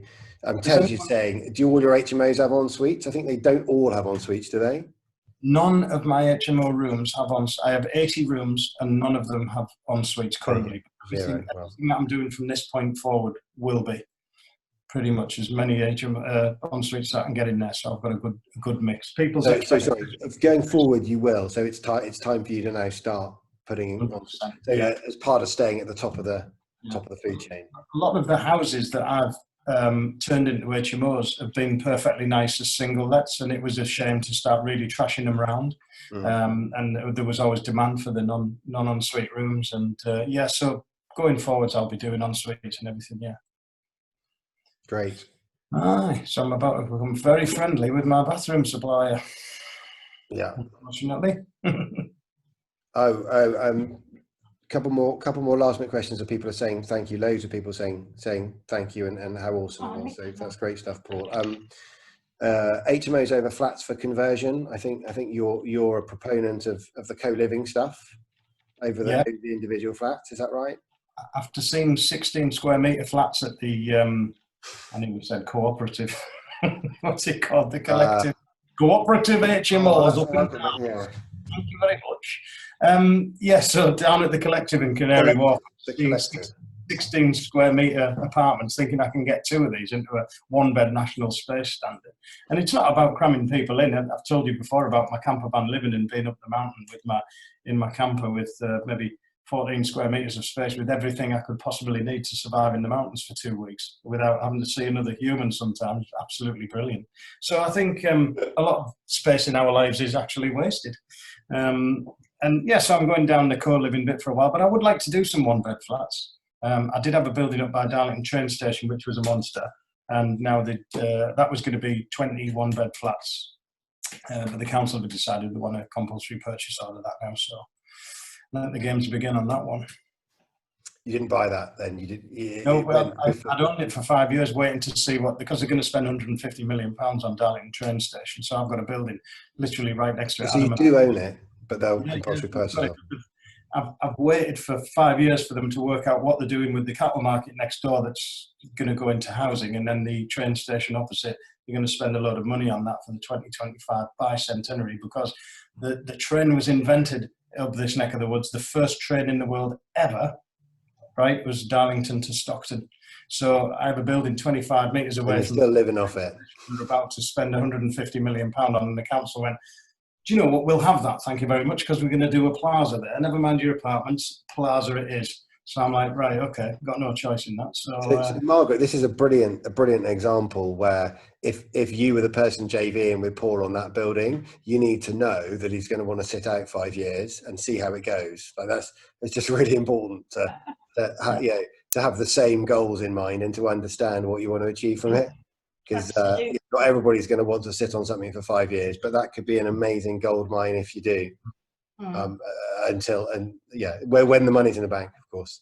If they're, yeah, I mean, my whole thing at the moment is getting everything finished, you know. So, and I can do that because I mean, I bite off more than I can chew and chew it anyway. And you know, my eyes are bigger than my belly. And yeah, sometimes I have probably sat around for a few years, but it's kind of nice to have those. You know, you can jump onto those when as and when you want. But my whole thing at the moment is getting everything finished, because then I can, well, probably maybe take a year off and then maybe start some quite bigger stuff. Because what I was going to say before about the 3 investors that had to pull back because of COVID, they were my trial runs.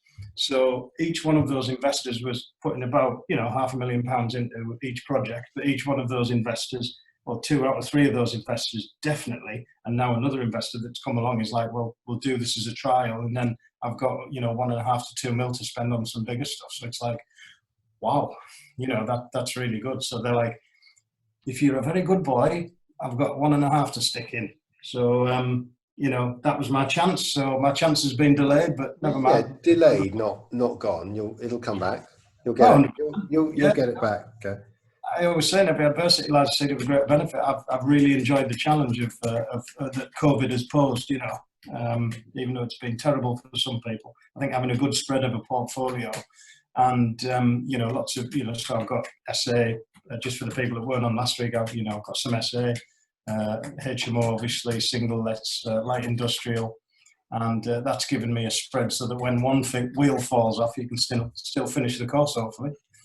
You know, get your spread out. Can I just double check I haven't missed anybody's questions? I've been trying my best to keep up with everything. I think we've got everything. Okay, guys, thank you very much, Paul. That was incredible. Jim and Leanne, thank you very much for your Winchester HMOs, which also look fantastic.